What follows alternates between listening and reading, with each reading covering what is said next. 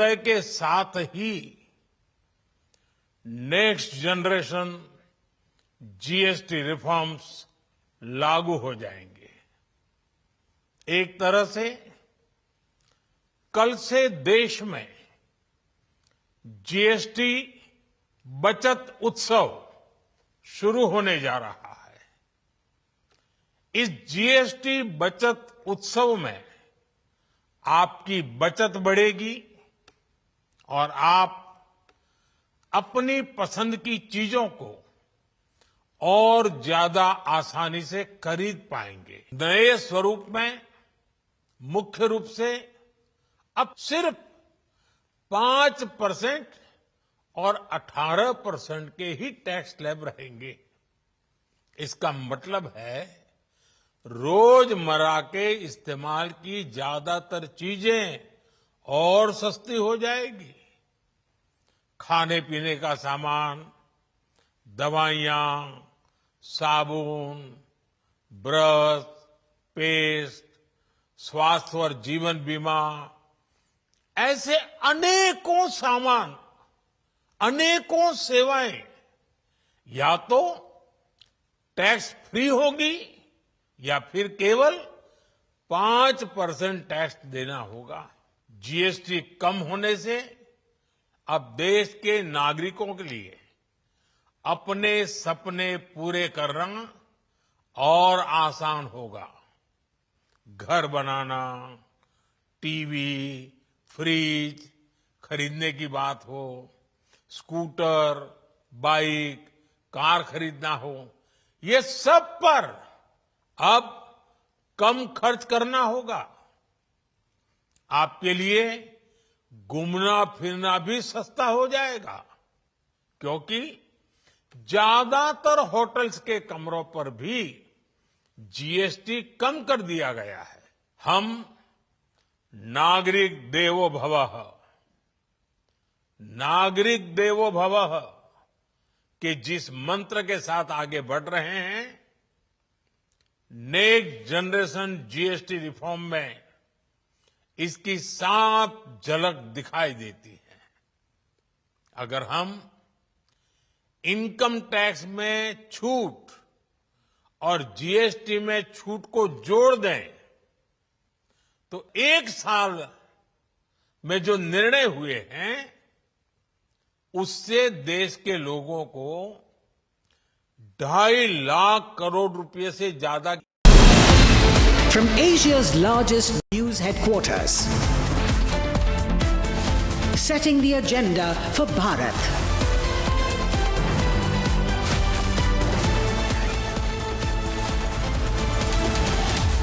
You're watching Republic.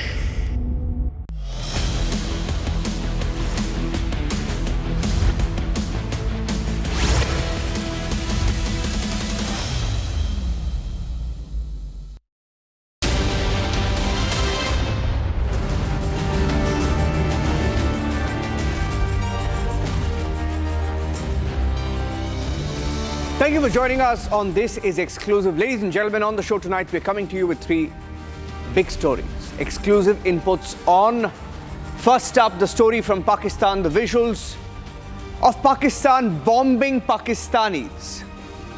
Pakistan bombing Pakistanis. 30 women and children have been killed in Khyber Pakhtunkhwa region. We have some exclusive details coming up on the show this evening. First up, the headlines.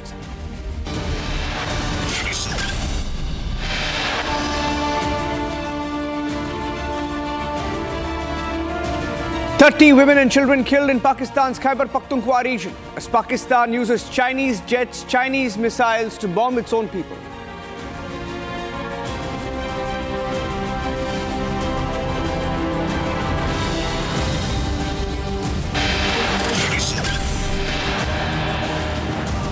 The wife of the masked man speaking out on Republic Kannada for the first time on the show.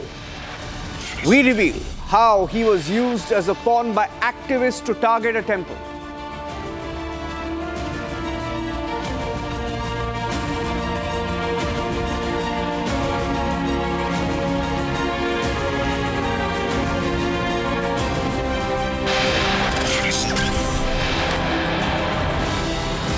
The Khyber family in Pune, in Mumbai, Maharashtra. The search is on for Pooja Ketkar and her family, her father, her mother, as they mock the entire system after fraud, after waving guns and after kidnapping charge. The system lets them escape.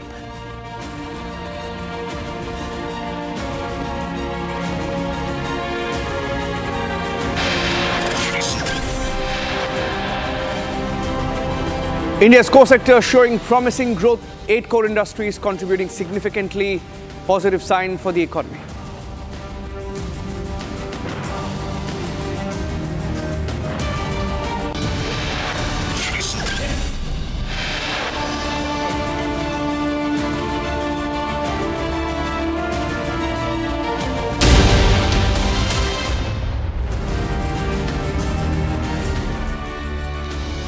On top of 7 p.m., we come to you with pictures from Pakistan. The terror state is targeting its own people. Khyber Pakhtunkhwa region in Pakistan has witnessed a series of deadly air and drone strikes that have killed 30 citizens in the last 12 to 24 hours. Many of them are children. The latest attack by Pakistan forces on its own people has sparked widespread anger. These are exclusive pictures that came into our newsroom some time back of the protests that have broken out. Reports have confirmed that Pakistani Airforce jets dropped at least 8 bombs on a village in the Tira Valley in Khyber Pakhtunkhwa province. These are heartbreaking images that show children lying lifeless on beds, while adult victims being covered with blankets and bed sheets in some of the most backward regions of Pakistan. And these are exclusive pictures that came in, ladies and gentlemen, of the protests that continue in Pakistan this evening. Meetings that have been held, public meetings asking for an uprising, asking for more protests against the Pakistan armed forces. And to talk about what's happening here, we have Mr. Brahma Chalani. Brahma Chalani is a strategic affairs expert. Mr. Chalani, good evening. First up, it's not the first time that Pakistan has targeted its own people in Khyber Pakhtunkhwa region. There has been, a series of governments have come and gone, and there has been an attempt to fight terrorists, their own terrorists in this particular region. But in the context of what's going on between the civilian, the army establishment in Pakistan, how do you see this latest attack play a role in perhaps changing the dynamics on the ground, Mr. Chalani? The massacre of so many civilians, that too by dropping sophisticated bombs from Chinese-supplied warplanes, indicates the contempt with which the Pakistan military treats non-Punjabis. Across Pakistan, there is significant unrest and separatist movements in the non-Punjab areas of Pakistan. It indicates the alienation of non-Punjabi Muslims from the Pakistani state. And the Pakistani state has long employed war and terrorism as instruments of policy, not just against India, against its own people. The non-Punjabis in Pakistan have borne the brunt of this approach of the Pakistan military.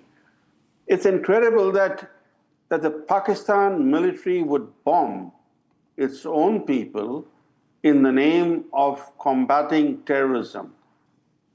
The way it has recklessly bombed and killed so many civilians calls for an international investigation, because this really is against all norms of civilized conduct. They violate the very principles on which the UN is founded, that states should not engage in acts that actually underscore how they are treating their own citizens in manner as if they are not human beings. Yeah.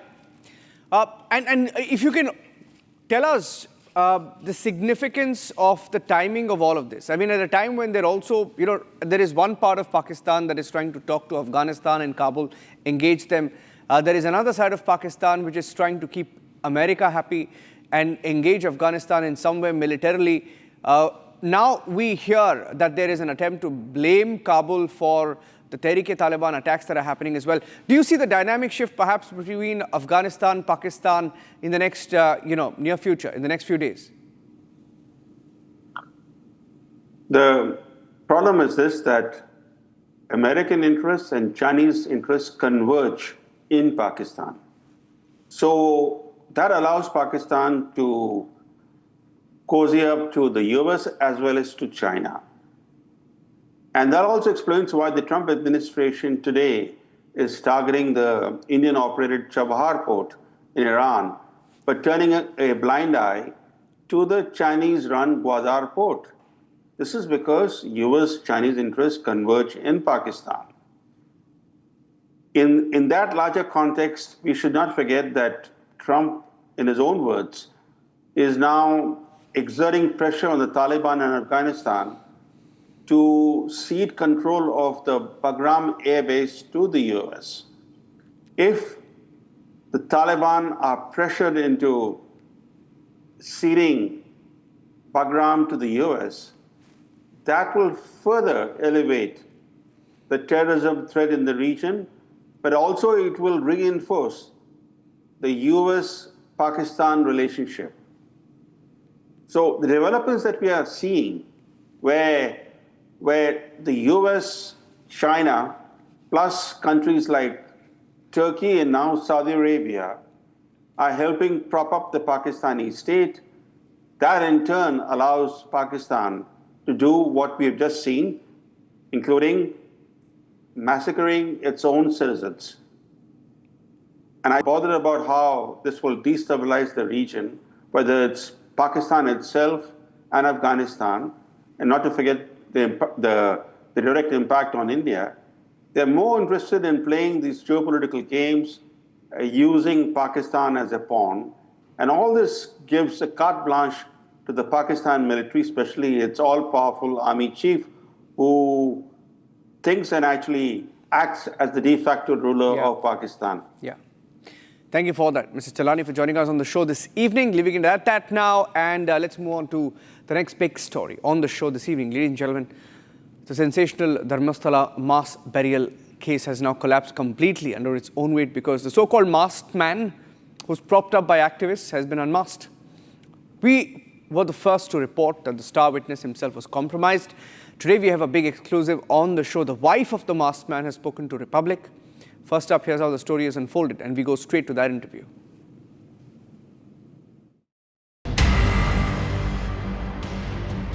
Republic Kannada has been at the forefront of unmasking the biggest conspiracy against Hindus. The story began in July this year when an anonymous masked man claimed he had buried hundreds of bodies of girls and women killed in Dharmastala temple.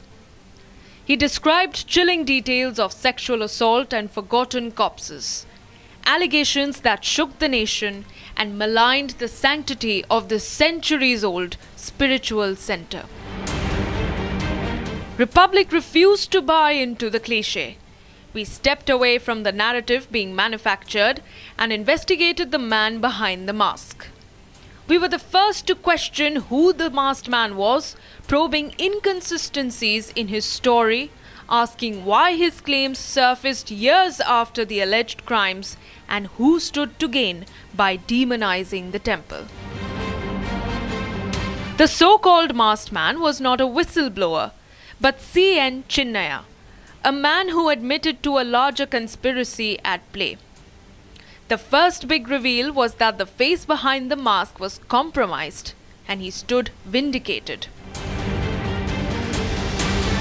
We first uncovered the background most never revealed.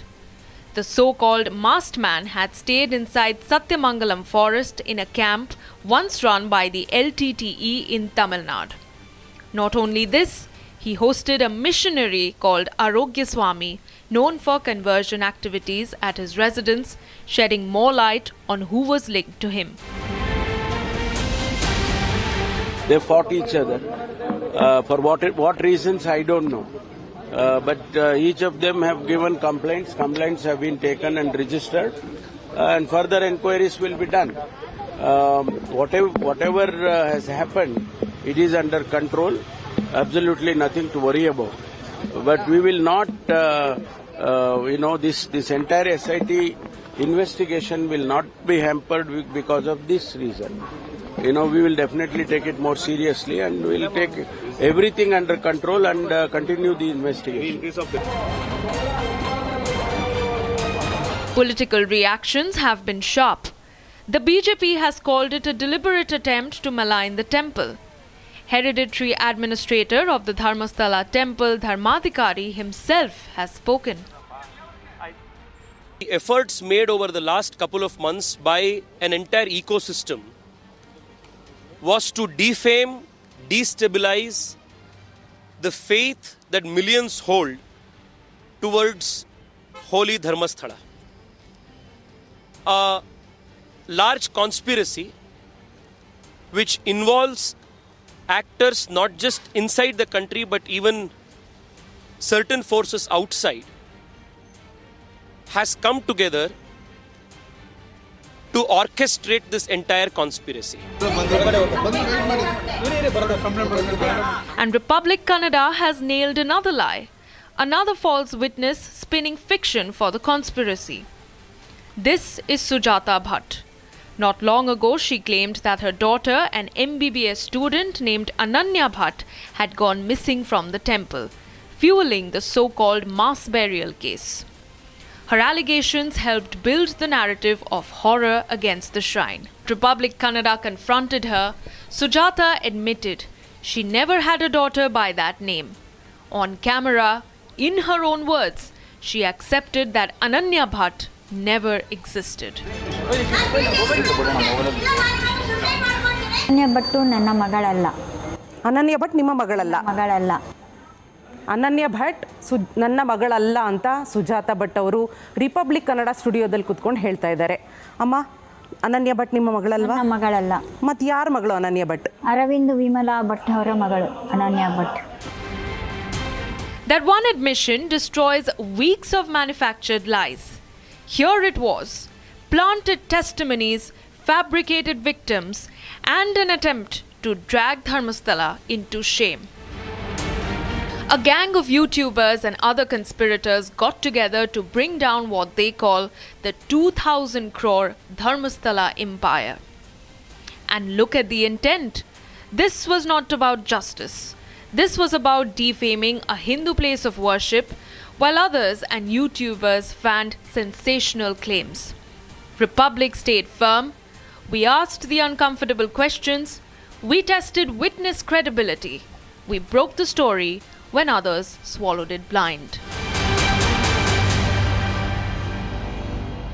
Okay, so that was the background, that was the story so far, but here's the exclusive conversation with Republic Kannada's editor, Shobha. This is Chinnaya's wife, the masked man's wife, claiming that her husband was set up by a few activists. It's a big Republic Kannada expose on the Dharmastala hoax.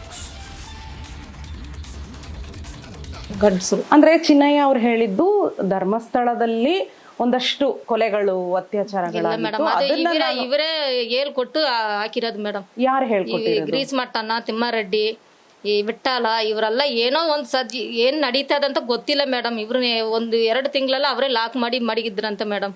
ನಿಮ್ಮನೆಯವರನ್ನ? ನಮ್ಮ ಮನೆ ಗಂಡಸರು. ಅಂದ್ರೆ ಚಿನ್ನಯ್ಯ ಅವ್ರು ಹೇಳಿದ್ದು ಧರ್ಮಸ್ಥಳದಲ್ಲಿ ಒಂದಷ್ಟು ಕೊಲೆಗಳು, ಅತ್ಯಾಚಾರಗಳು ಇವರೇ ಹೇಳ್ಕೊಟ್ಟು ಹಾಕಿರೋದು ಮೇಡಮ್. ಯಾರು ಹೇಳ್ಕೊಟ್ಟಿರೋದು? ಗ್ರೀಸ್ ಮಟ್ಟಣ್ಣ, ತಿಮ್ಮಾರೆಡ್ಡಿ, ಈ ವಿಠ್ಠಲ ಇವರೆಲ್ಲ ಏನೋ ಒಂದ್ ಸಜ್ಜಿ ಏನ್ ನಡೀತದಂತ ಗೊತ್ತಿಲ್ಲ ಮೇಡಮ್. ಇವ್ರನ್ನ 1-2 ತಿಂಗಳೆಲ್ಲ ಅವರೇ ಲಾಕ್ ಮಾಡಿ ಮಡಗಿದ್ರಂತ ಮೇಡಮ್. ನಿಮ್ಮನೆಯವರನ್ನ? ನಮ್ಮ ಮನೆಯವ್ರನ್ನ. That's a big expose. She claims that her husband was locked up for 2 months by these people, indicating that perhaps he was coached, trained by these activists, further confirming the conspiracy. Smita.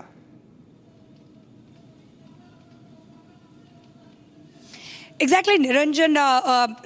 Republic Canada's one more exclusive investigative interview, which is at present going on here in Republic Canada. A big, expose regarding this anti-Dharmastala conspiracy.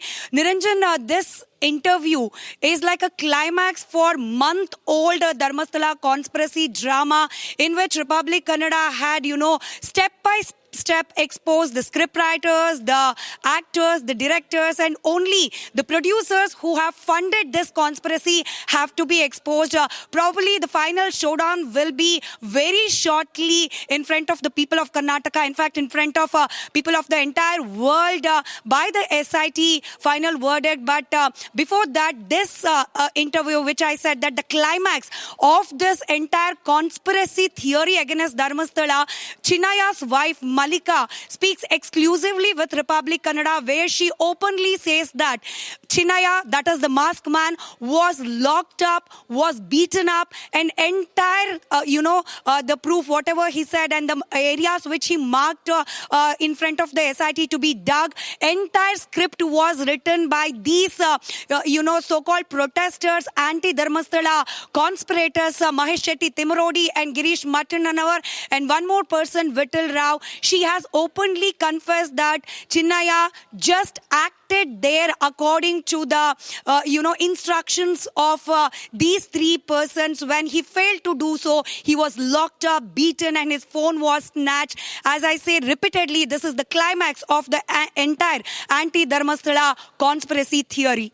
Thank you for joining us with those inputs. Smita, with those details. Shobha, the Republic Kannada editor, has done a long interview which is also being aired on Republic Kannada as we speak. That's it on this edition of the news on This Is Exclusive. Ladies and gentlemen, thank you for joining us. Catch the debate at 9 p.m. with Arnab. Stay tuned.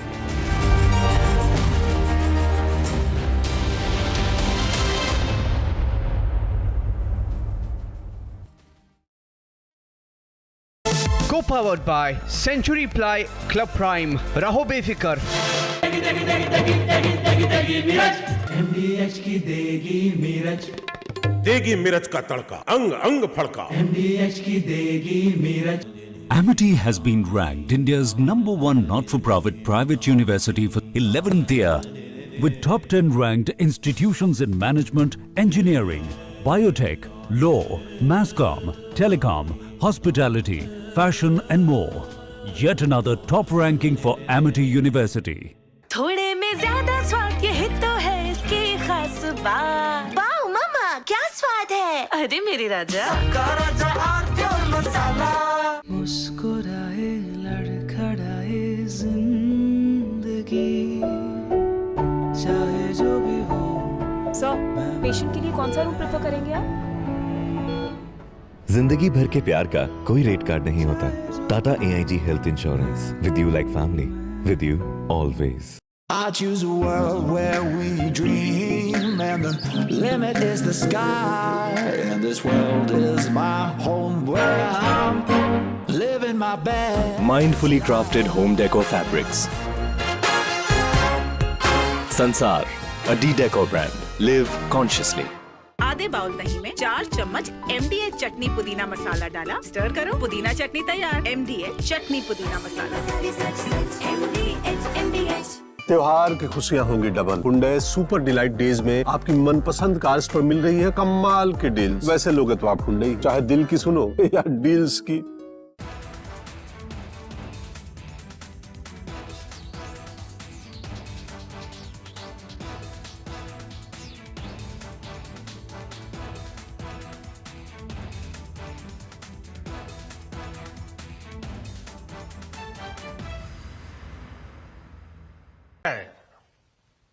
साथियों, विकसित भारत के लक्ष्य तक पहुंचने के लिए हमें आत्मनिर्भरता के रास्ते पर चलना ही होगा और भारत को आत्मनिर्भर बनाने का बहुत बड़ा दायित्व हमारे MSMEs यानी हमारे लघु, मध्यम और कुटीर उद्योगों पर भी है, जो देश के लोगों की जरूरत का है, जो हम देश में ही बना सकते हैं वो हमें देश में ही बनाना चाहिए। साथियों, जीएसटी की दरें कम होने से नियम और प्रक्रियाएं और आसान बनने से हमारे एमएसएमईज, हमारे लघु उद्योगों को, कुटीर उद्योगों को बहुत फायदा होगा।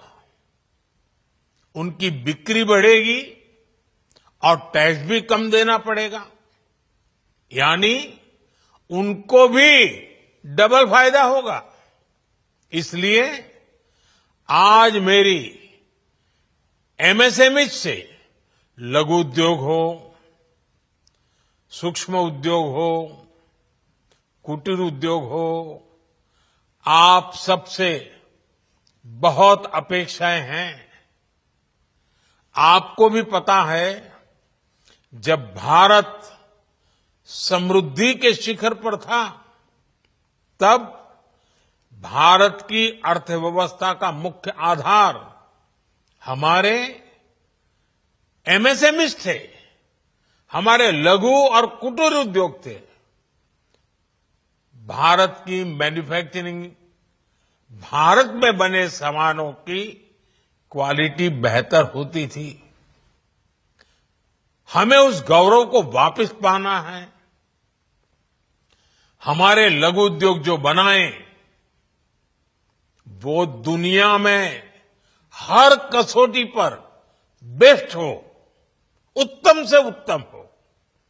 हम जो मैन्युफैक्चर करें वो दुनिया में आन बान शान के साथ देश के सारे पैरामीटर को पार करने वाला हो। हमारे प्रोडक्ट्स की क्वालिटी दुनिया में भारत की पहचान बढ़ाए, भारत का गौरव बढ़ाए। हमें इस लक्ष्य को लेकर काम करना है।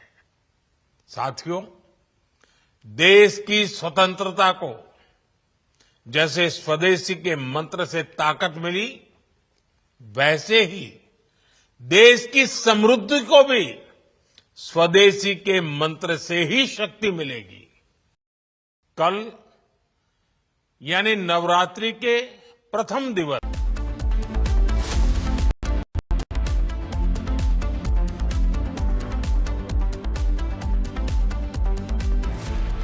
Co-powered by Century Ply Club Prime. रहो बेफिक्र। अब छोलिया हो या लोबिया, सफेद चने या काले चने, सब कुछ मजेदार बने। पैसा लगाना है तो सेंचुरी प्लाई क्लब प्राइम पे लगाओ। डूबेगा नहीं, जलेगा भी नहीं, कोई खा नहीं जाएगा, धोखा नहीं देगा, ऊपर नीचे भी नहीं होगा, सेफ रहेगा, सिक्योर्ड, मिनिमम 30 साल का रिटर्न देगा। अब इससे बेटर इन्वेस्टमेंट है तो बताओ।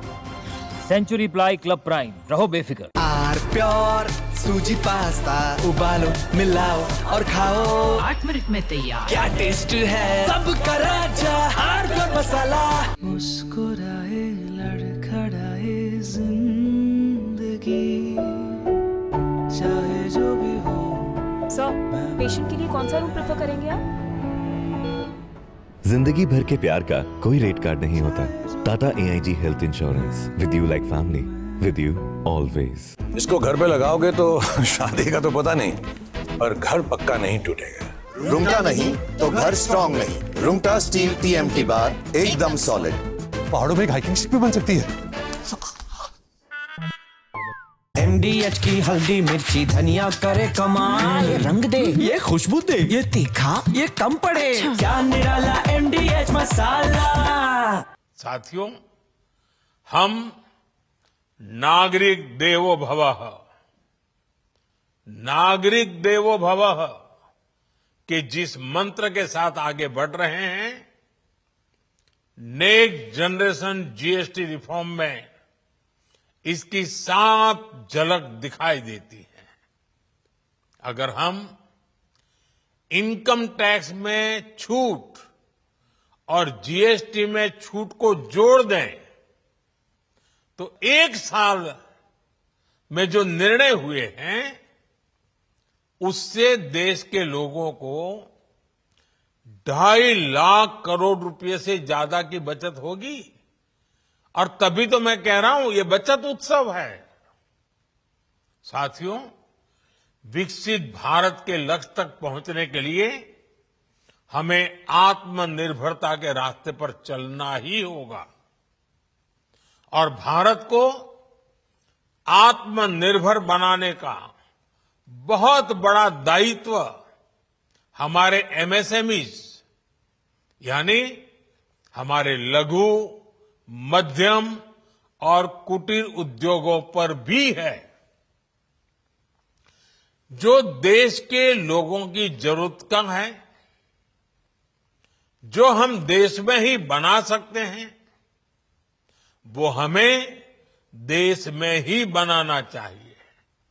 साथियों, जीएसटी की दरें कम होने से नियम और प्रक्रियाएं और आसान बनने से हमारे एमएसएमईज, हमारे लघु उद्योगों को, कुटीर उद्योगों को बहुत फायदा होगा।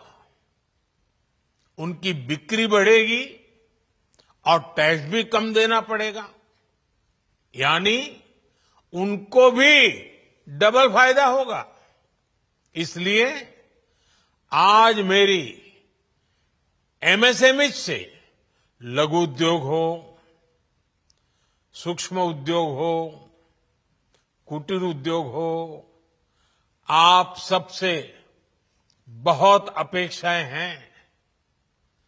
आपको भी पता है, जब भारत समृद्धि के शिखर पर था, तब भारत की अर्थव्यवस्था का मुख्य आधार हमारे एमएसएमईज थे, हमारे लघु और कुटीर उद्योग थे। भारत की मैन्युफैक्चरिंग, भारत में बने सामानों की क्वालिटी बेहतर होती थी। हमें उस गौरव को वापस पाना है। हमारे लघु उद्योग जो बनाए, वो दुनिया में हर कसौटी पर बेस्ट हो, उत्तम से उत्तम हो।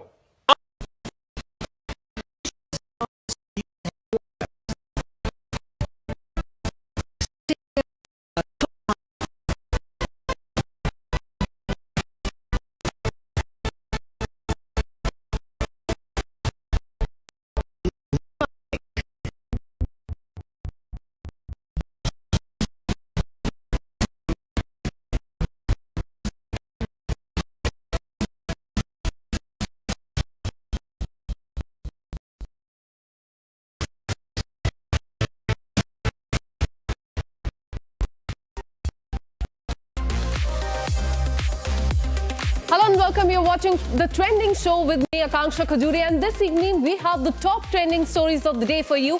First up, we'll show you the key moments from Charlie Kirk's memorial service. His wife forgave the shooter, saying that it was what Christ did and it's what Charlie would have done. And then another viral moment from the memorial service. After their public fallout, Donald Trump and Elon Musk were seen sitting side by side and chatting as well. We'll show you those visuals, and then we'll show you how at the memorial service, Donald Trump's eldest son mimicked him, and then to a story in the United States that concerns Indian External Affairs Minister S. Jaishankar will be meeting US Secretary of State Marco Rubio tomorrow. Will there be a trade breakthrough? Well, only the time will tell, and we will keep you updated on that. And then to Zubin Garg's last rites in India, which will be done tomorrow. The entire country is mourning the death of the iconic Asmi singer. And lastly, we will tell you about the Labubu that has lost its charm. Company stock have fell by nearly 9%. And these are the top trending stories that we are tracking for you this evening. Let's get started.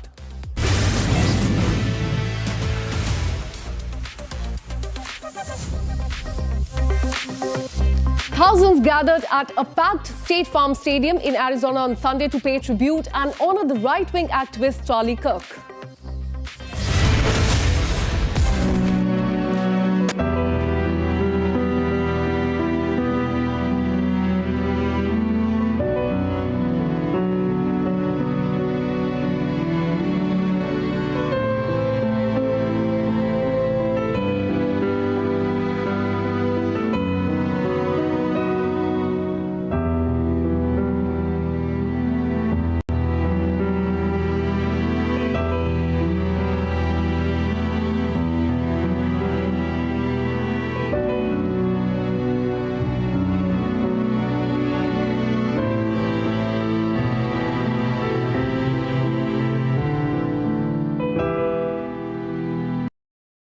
And as you saw in the visuals, thousands gathered at that stadium in Arizona on Sunday to pay tribute and honor the right-wing activist Charlie Kirk, who, remember, was killed over a week ago on September 10th while speaking at the Utah Valley University for the American Comeback Tour, which invited students on the college campuses to debate on the hot-button issues. In the arena packed with supporters and famous MAGA faces such as President Donald Trump, Vice President J.D. Vance and, among others, Erica Kirk, wife of slain Charlie Kirk, took to the podium delivering a tearful speech in which she said that she has forgiven her husband's alleged killer.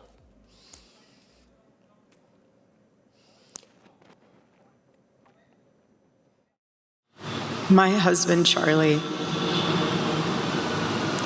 he wanted to save young men, just like the one who took his life.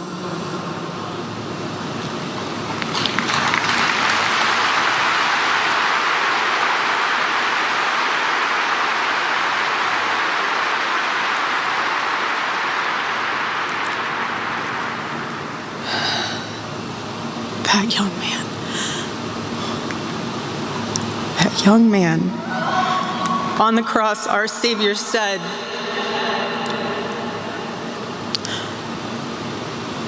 "Father, forgive them, for they not know what they do." That young man,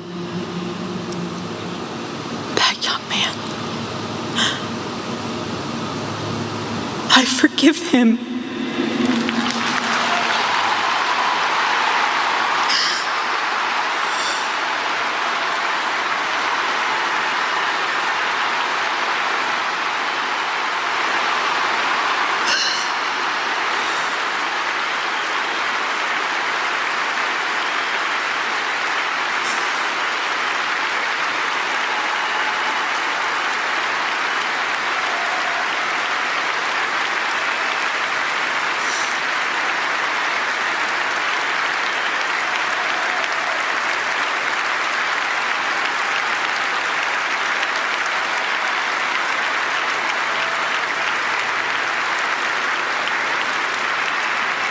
I forgive him because it was what Christ did and is what Charlie would do. The answer to hate is not hate.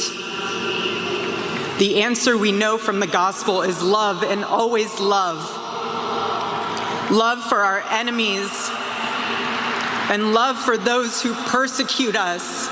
And she also recounted the moment when she saw her husband's body after he had been assassinated, saying that she experienced a level of heartache I did not even know existed. When she saw his body, she said she saw the faintest smile on his lips, telling her that he did not suffer and that there was no fear or agony when he died.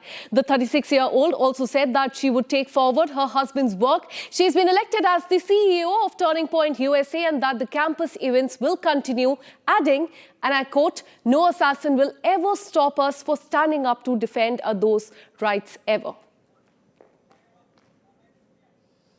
Pointed in the direction of truth and beauty.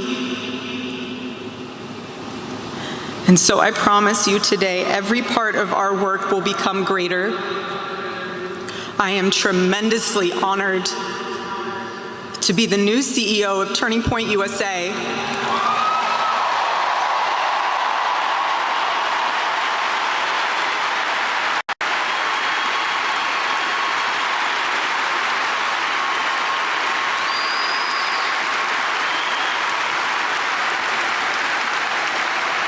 I do not take that lightly. Charlie and I were united in purpose. His passion was my passion, and now his mission is my mission. Everything that Turning Point USA built through Charlie's vision and hard work, we will make 10 times greater through the power of his memory. Chapters will grow. Thousands of new ones will be created. TPUSA Faith will add thousands of new pastors and congregations. And the First Amendment protects our right to do both. No assassin will ever stop us from standing up to defend those rights, ever.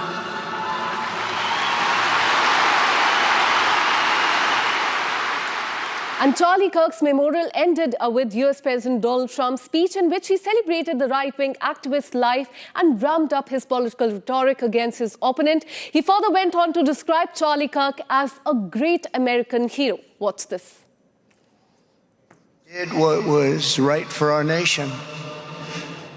And so on that terrible day, September 10th, 2025, our greatest evangelist for American liberty became immortal. He's a martyr now for American freedom. I know I speak for everyone here today when I say that none of us will ever forget Charlie Kirk, and neither now will history. And Donald Trump, with his usual flamboyance, then went on to add that his philosophy towards his opponent was different from Charlie Kirk. Listen in to what he said. He was a missionary with a noble spirit and a great, great purpose. He did not hate his opponents. He wanted the best for them. That's where I disagreed with Charlie. I hate my opponent, and I don't want the best for them. I'm sorry. I am sorry, Erica. But now Erica can talk to me and the whole group, and maybe they can convince me that that's not right, but I can't stand my opponent. Charlie Kirk's memorial, which saw thousands and thousands of people converge at the sports stadium in Arizona, also resulted in a union between US President Donald Trump and Elon Musk. In fact, at one stage, the tech billionaire, who had a bitter and a public fallout with the American president earlier this year, sat next to each other, and the pair they shook hands and chatted as well. This is the first time that the two have been seen publicly together since Elon Musk exited the government in May earlier this year, and ever since then the two have had a high-profile falling out, which even saw Elon Musk threatening to start his own new political party. It is reported that Kirk acted as a mediator of sorts between Donald Trump and Elon Musk. The Tesla and ex-CEO even posted a photo of his reunion with Donald Trump with a caption, "For Charlie." And what is also going viral on social media, ladies and gentlemen, is a professional lip reader's analysis of Donald Trump and Elon Musk's conversation. The lip reader reveals that Donald Trump greeted Elon Musk with a friendly, "How are you doing?" Trump then reportedly followed up with, "I heard you wanted to chat." With UFC icon Dana White joining the conversation, Donald Trump also reportedly suggested, "Let's try and work out how to get back on track," responding to which Elon Musk in fact nodded. And then Donald Trump folded his hands and allegedly said, "I've missed you." The memorial also witnessed some deeply emotional moments. Anger surfaced as several speakers gave in to their feelings. Reports suggest that Donald Trump himself became visibly overwhelmed during the service. In a viral image, his son Eric Trump can be seen standing beside him, gently rubbing his back in support. Have a look. Another moment that has gone viral on social media came when Erica Kirk raised her hand in a gesture that means "I love you" in a sign language, and a silent yet powerful tribute to her late husband. And Donald Trump Jr. also lightened the atmosphere at the Charlie Kirk's memorial by humorously mimicking his father, recalling moments when the president urged him to tone down his social media posts. Donald Trump, meanwhile, looked rather proud at the accuracy of the mimicry. Watch this. Widely known for being a sentimental guy. Anyone who's seen me on social media knows I'm far more likely to crack a joke or get myself in trouble for posting some grossly inappropriate memes than I am to shed a tear. I know this because I've even gotten the call from that guy a couple times. "You know, Don, you're getting a little aggressive on social media, Don. Relax." But last week, when I received word that Charlie, who was like a little brother to me, had been assassinated, I was truly devastated. We all were. And we're here today to celebrate the way he lived his life and to remember the way he changed so many of ours. To say Charlie knew more about the Bible than me is an understatement, folks. It's like saying Donald Trump knows more about being president than Hillary Clinton or Kamala Harris.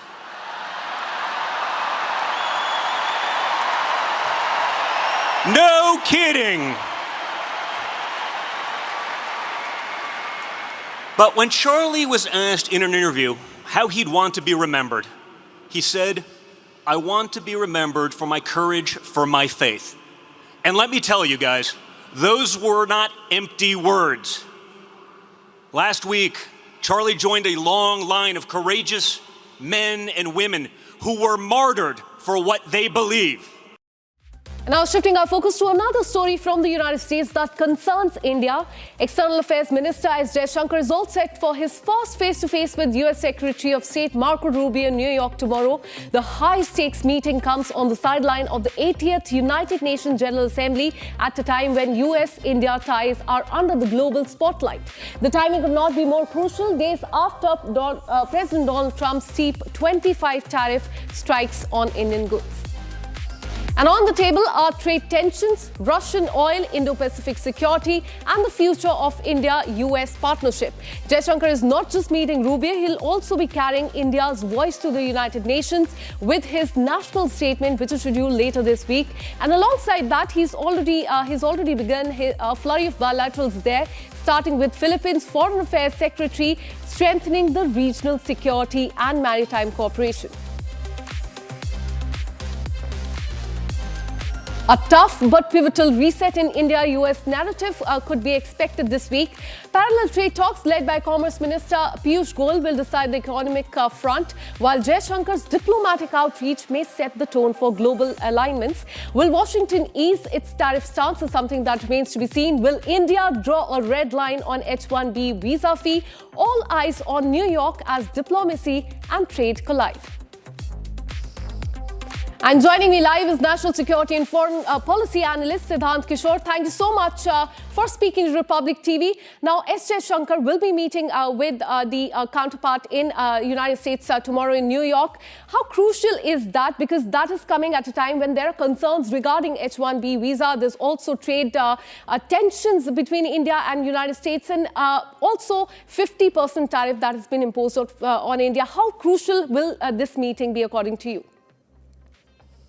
Well, thank you, Akanksha. This meeting is likely to be going to be very crucial. Priority for India is to secure a complete relief from these punitive measures, from these protectionist measures. That also includes 25% extra punitive, tariffs on Indian exports. And for the United States, the priority remains to gain deeper market access, something that India has not been very actively being negotiated to. So this is going to be very crucial, and I think the H-1B visa problem that the Trump administration has created just now, although this is very unilateral, this is completely a domestic issue for the United States, but it has a very wide-reaching implication in India. As you must be aware that more than 70% of H-1B visa holders are Indian citizens. So many elements to this negotiation, but the trajectory of these negotiations, it is very difficult to keep a track on at this point, because this negotiations is being held by some of the most senior member of Trump administration. And we also know for a fact that the Trade and Commerce Minister from India, Mr. Piyush Goyal, is also a part of this negotiation right now. So at this point, we must keep an eye out on the reports that are coming. I'm suspicious if we are going to get too much of a concrete result. But of course, talking is one thing, and we must keep talking. India must keep talking to the United States and the other way around. But expecting that Trump administration may give some concession on the H-1B visa situation, I think that's too far a stretch. So the concentration must be to give some market access to the United States while also expecting the United States to lift its punitive measures on Indian exports.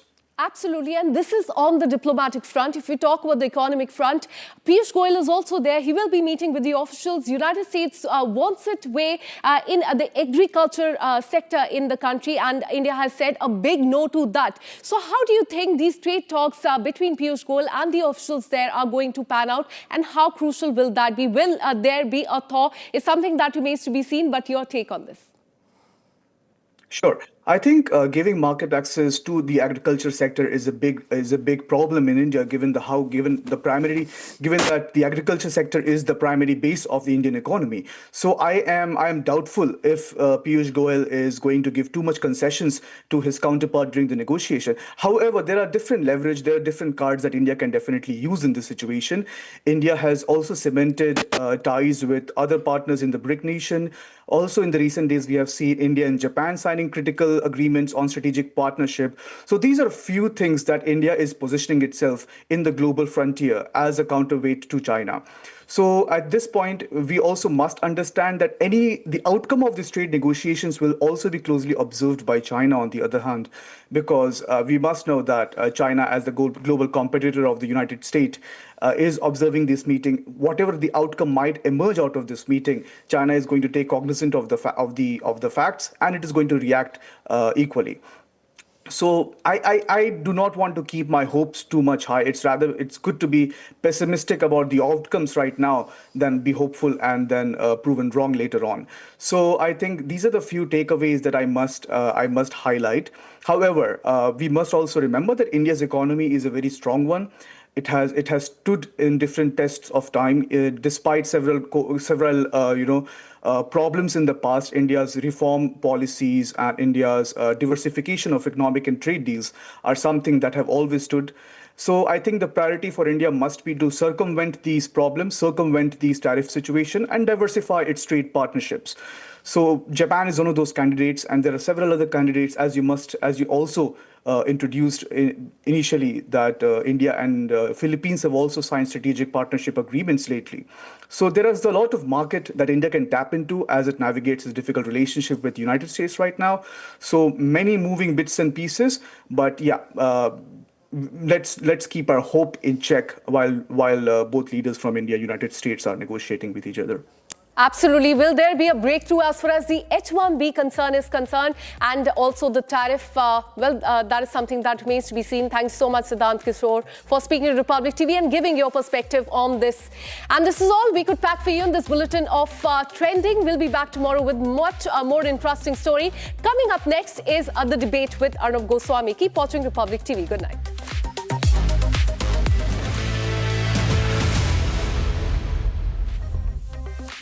Co-powered by Century Ply, Club Prime, Raho Befikar. Amity has been ranked India's #1 not-for-profit private university for 11th year, with top 10 ranked institutions in management, engineering, biotech, law, masscom, telecom, hospitality, fashion and more. Yet another top ranking for Amity University. ये है secret recipe MDH का जीरा SIP jaljeera masala.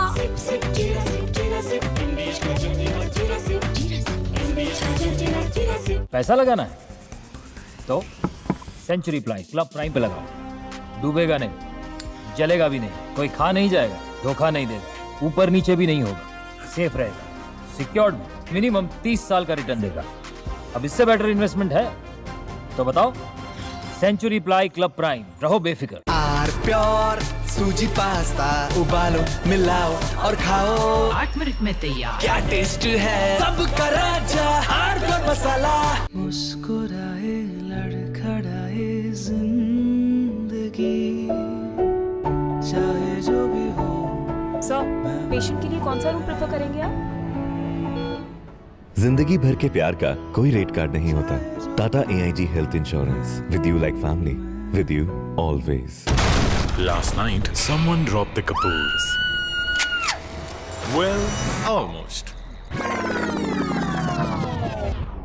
But Cubo AI stopped them with an automatic spotlight and a blaring alarm. Cubo smart security cameras. Not just record, it protects.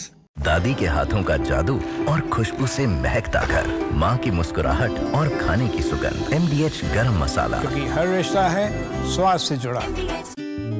Bharat की अपनी दुकान, India सोना, अपने देश का सामान, इंडिया सोना, इंडिया सोना, इंडिया सोना। थोड़े में ज्यादा स्वाद, यही तो है इसकी खास बात। वाओ मामा, क्या स्वाद है? अरे मेरे राजा, पैसा लगाना है तो सेंचुरी प्लाई क्लब प्राइम पे लगाओ। डूबेगा नहीं, जलेगा भी नहीं, कोई खा नहीं जाएगा, धोखा नहीं देगा, ऊपर नीचे भी नहीं होगा, सेफ रहेगा, सिक्योर्ड, मिनिमम 30 साल का रिटर्न देगा। अब इससे बेटर इन्वेस्टमेंट है तो बताओ। सेंचुरी प्लाई क्लब प्राइम, रहो बेफिक्र। आधे बाउल दही में 4 चम्मच MDH चटनी पुदीना मसाला डाला, स्टर करो, पुदीना चटनी तैयार। MDH चटनी पुदीना मसाला। MDH।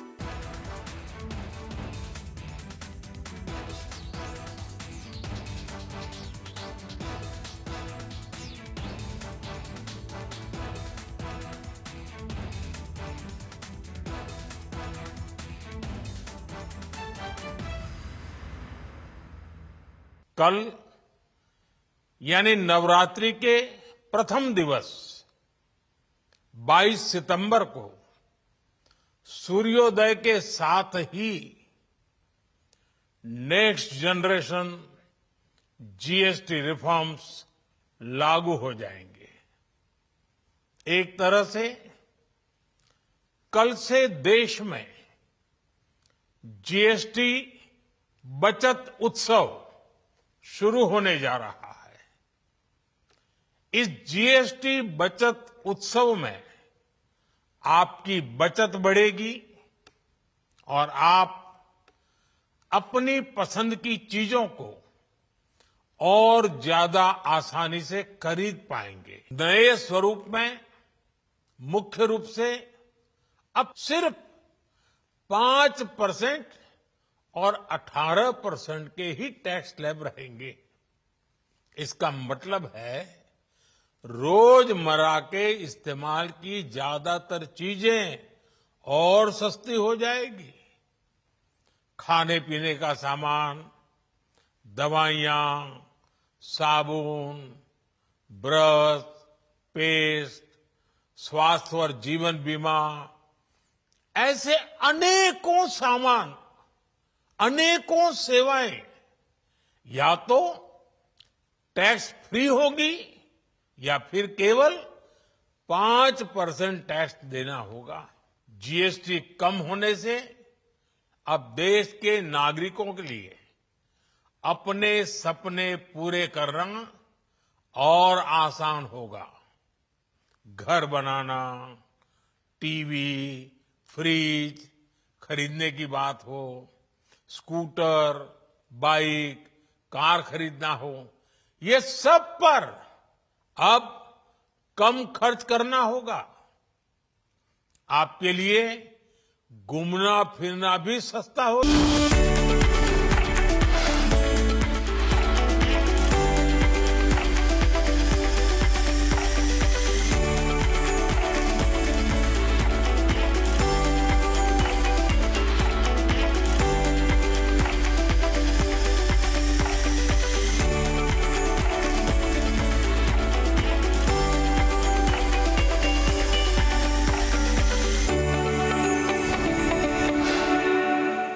Co-powered by Century Ply Club Prime, रहो बेफिक्र।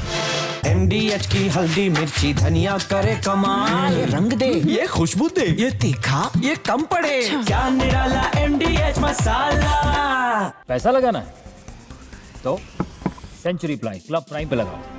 डूबेगा नहीं, जलेगा भी नहीं, कोई खा नहीं जाएगा, धोखा नहीं देगा, ऊपर नीचे भी नहीं होगा, सेफ रहेगा, सिक्योर्ड, मिनिमम 30 साल का रिटर्न देगा। अब इससे बेटर इन्वेस्टमेंट है तो बताओ। सेंचुरी प्लाई क्लब प्राइम, रहो बेफिक्र। Our pure shahi paneer masala, delicious, healthy, everyday. Last night, someone stole my car. Well, almost. But Cubo AI stopped him with an automatic spotlight and a blaring alarm. Cubo smart security cameras.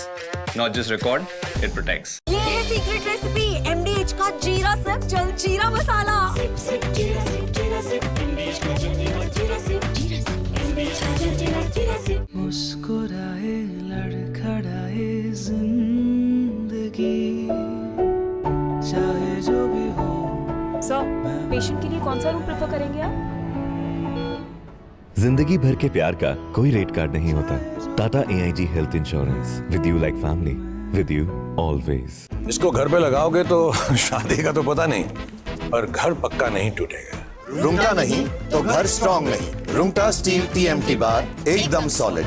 पहाड़ों में एक hiking ship भी बन सकती है। थोड़े में ज्यादा स्वाद, यही तो है इसकी खास बात। वाओ मामा क्या स्वाद है। अरे मेरे राजा।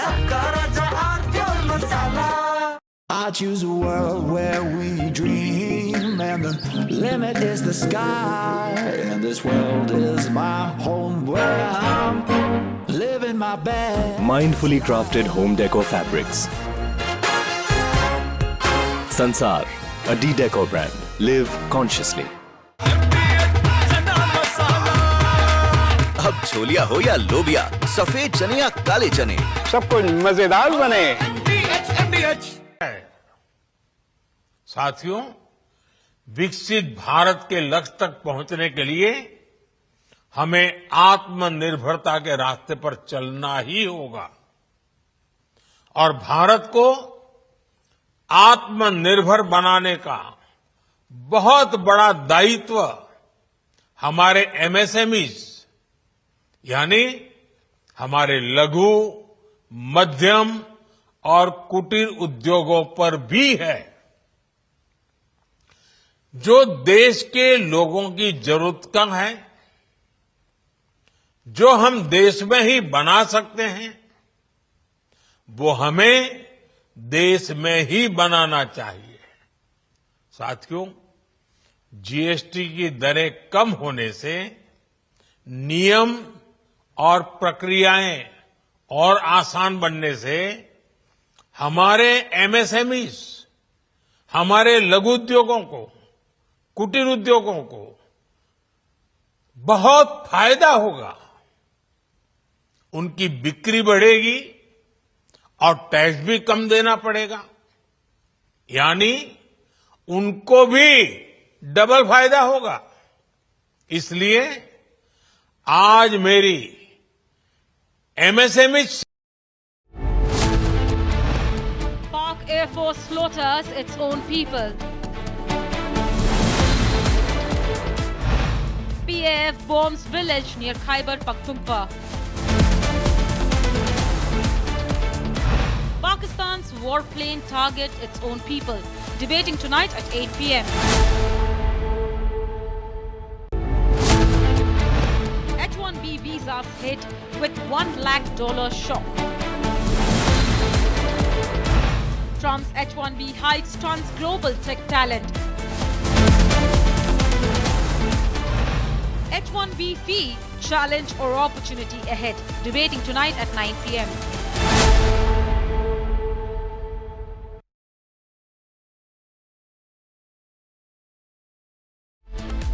You came in, there were already so many legendary voices at that time. It might have been very difficult to get recognized or get noticed. Success, career oriented गाना कभी सीखा नहीं मैंने। गाना सीखा क्योंकि मुझे गाना था, अच्छा गाना था। That was my only concern. And to sing in my voice. उसके लिए it is very important you do classical riyaz to get your own voice. आकार करने से आपका आत्मा का जो रूह है, it comes out.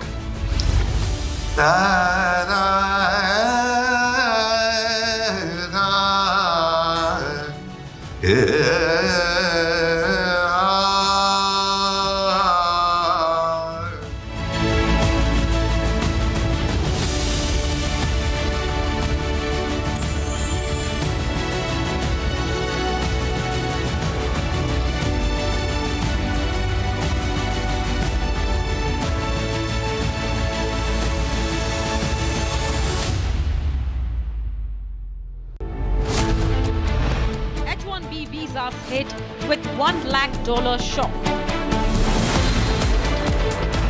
Trump's H-1B hike stuns global tech talent. H-1B fee, challenge or opportunity ahead. Debating tonight at 9 p.m. His Hanuman Chalisa, it has got, you know how many hits? Over 5 billion hits.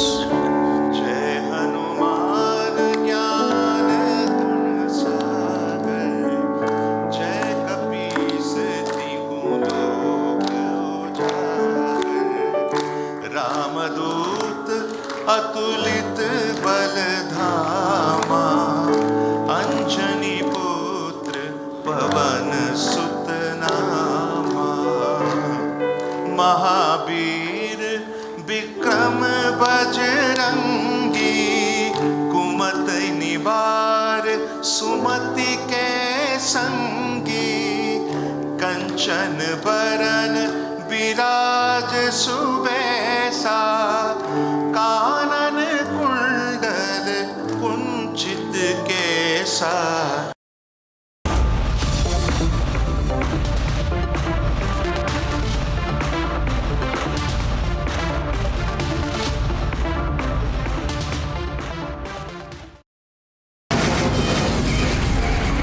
From the Republic Media Network headquarters, it's time for Arnab Goswami on the debate.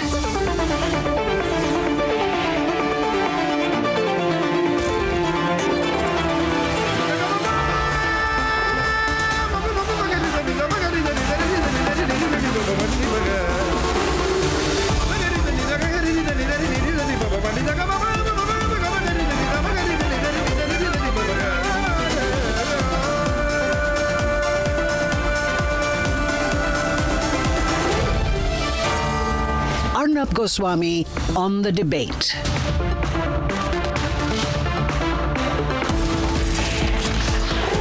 On the show tonight, what's happened in Khyber Pakhtunkhwa is massacre. The terror state is now targeting and killing its own people.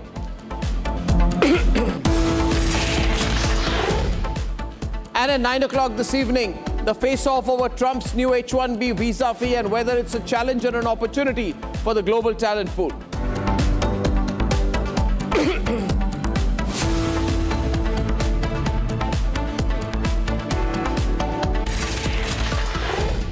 Ladies and gentlemen, Pakistan is at war with its own people. At least 30 people, all civilians, including women and children, were killed in a Pakistan Airforce strike which happened in Khyber Pakhtunkhwa. The attack happened around 2 a.m. and this is very surprising when fighter jets of the Pakistani Air Force dropped 8 LS-6 bombs, ladies and gentlemen, on Matre Dara village in Tirah Valley, resulting in a devastating massacre. Now, which country bombs its own people? You are seeing the visuals there. They are very disturbing. Disturbing pictures and videos of the incident shows bodies, including those of many children, lying all around. The war machinery was used against their own people. The bombs dropped by Pakistan Air Force's Chinese fighters, JF-17s, they are war bombs that have been dropped on defenseless people. The 8 LS-6 bombs that are dropped on civilians are actually Chinese-built precision-guided munitions named the Thunderstone Precision, used for air-to-ground combat. Ladies and gentlemen, their own Human Rights Commission is condemning the act of the Pakistan Armed Forces. Pakistan's own Human Rights Commission is criticizing this, demanding an immediate inquiry into the bombings. They are saying they are very concerned to learn that the Pakistan Air Force is killing Pakistani citizens and Pakistani children. This has never happened in any other country before, at least not in recent years. In fact, ladies and gentlemen, there is no geography under its sovereignty that Pakistan has left untouched by its brutality. You will remember Pakistani security forces have been attacking people near the Afghan border. Furthermore, there are reports of Pakistan forces now at war with their own people in South Waziristan. There are enforced disappearances, and all of us know exactly the situation in Balochistan. So this is a very interesting situation where Pakistan is carrying out absolutely a series of acts of oppression on their own people. Here are the pictures of what has happened, and then we'll debate this.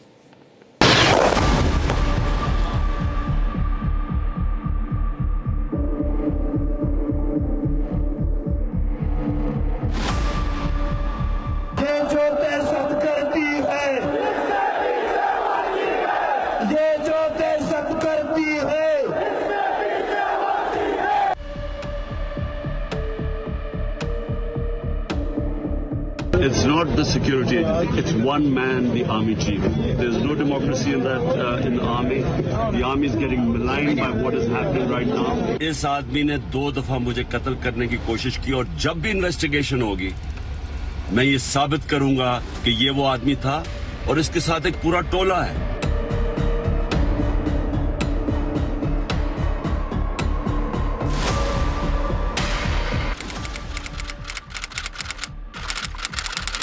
An airstrike on its own. Pakistani Air Force's JF-17s dropped at least 8 LS-6 bombs on Matredara village in Pakistan-occupied Balochistan.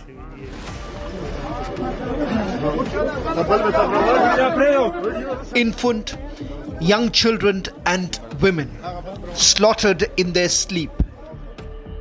These shocking scenes are from Khyber Pakhtunkhwa's Tira Valley.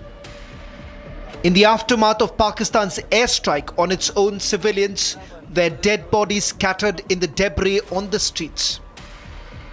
Grief-struck villagers held a meeting to raise their voice and plan their next course of action.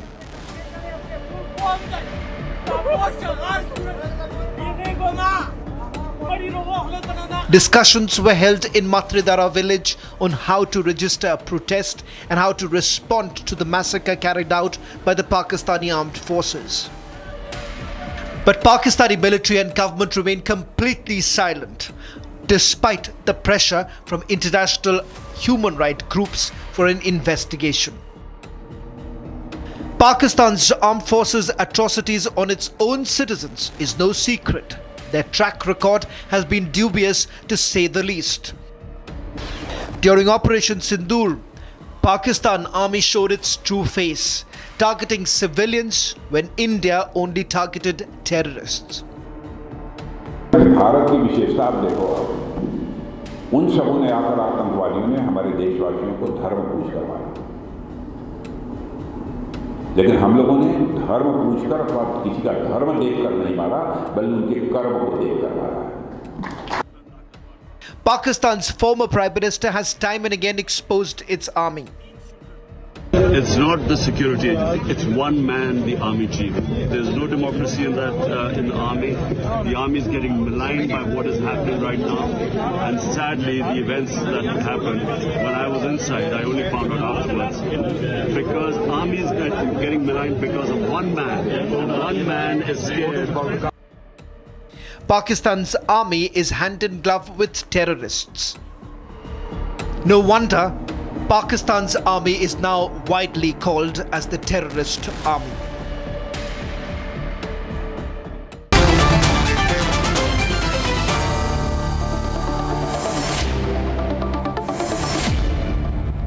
This ethnic cleansing that Pakistan is carrying out of its own citizens, I have General G.D. Bakshi, we have Tilak Deveshar, and very well-known activist from POJK, Dr. Amjad Ayub Mirza with us. We have Raja Faisal and Abdul Samad Yaqub. Abdul Samad Yaqub, this is an act of aggression on your own people. And the pictures are quite revealing. Most of the people who have been killed are women and children. The numbers conservatively are 30 people who have been killed, and some numbers are about 55. This happened in Khyber Pakhtunkhwa. Nobody is denying it, right? So is there any explanation that has been given by the Pakistan Air Force on why they have carried out this attack? It is confirmed that there are some explosions and there are some casualties, but I am not certain that whether this attack was an airstrike or through a drone attack. But the fact of the matter is, Imran Khan is consistently condemning these drones attacks. So it is believed that there are some drones which are being used to strike some areas of these tribal areas. So I'm not certain about this particular incident. But I categorically condemn I would call it the act of aggression. Yes, on the name of collateral damage. Because when you attack these innocent people, I mean, how can I justify these? I mean, our party stands over Imran. My leader, who is a very adamant he has a consistent stance that there should be no military operations against our own people. So, I mean, this must be investigated, or this must be probed, and this must be raised by the human activities and human rights organization. So, Raja Faisal, it is still, he's talking about drones, but the popular belief and most of the reports which have come out that the Pakistan Air Force used JF-17s to bomb the people out there. Now, do you use your Air Force like this on your own people? And what is the strategic target here? These are Pakistani citizens who have been killed. Arnab, obviously, when we talk about what kind of attack it was, of course, on the basis of intelligence which was gathered from the ground, and this activity. Intelligence what? These are all children who have been killed. Can you please finish? Let me finish. As of now, the pictures I have are of children mostly. As of now, the reports are that Air Force hasn't been used. When we talk about the drones, yes, drones has been used. Normally, they are being used because this is the bordering area, and this bordering area, of course, there are TTP that happen to be your assets, that happen to be your proxies. They are waging a war against Pakistan. How are they our assets? And that's why. How are they our assets? As Donald Trump, the feeling is that Trump has told you to do this because of his designs on Bagram, so he wants to. ISKP, all of them, they are proxies of India, and of course they are fighting against Pakistan's military, they are fighting against Pakistan, and Pakistan is repelling them. Amjad Ayub, please. Amjad Ayub, please. When it comes to these it amazes me that these people have no respect for coming on a media of the world's largest democracy, and then they start lying, and they think that the Indian audience is stupid. They think we are stupid. People not watching Arnab Goswami are stupid. The most popular show in the whole of the subcontinent, watched by Pakistan, Bangladesh, Sri Lanka, Nepal, and India. From India, and you come here to lie. Now let me put Arnab, I would not like to talk with this kind of character. Now, can you please put me why should he not be able to? 1 minute. Would you please, I don't want to talk to this Raja, louder, both of them. Aircraft was involved. Louder, I can't hear. Laser guided glide bombs were used. It was under the guidance coming from Chinese satellite assistance.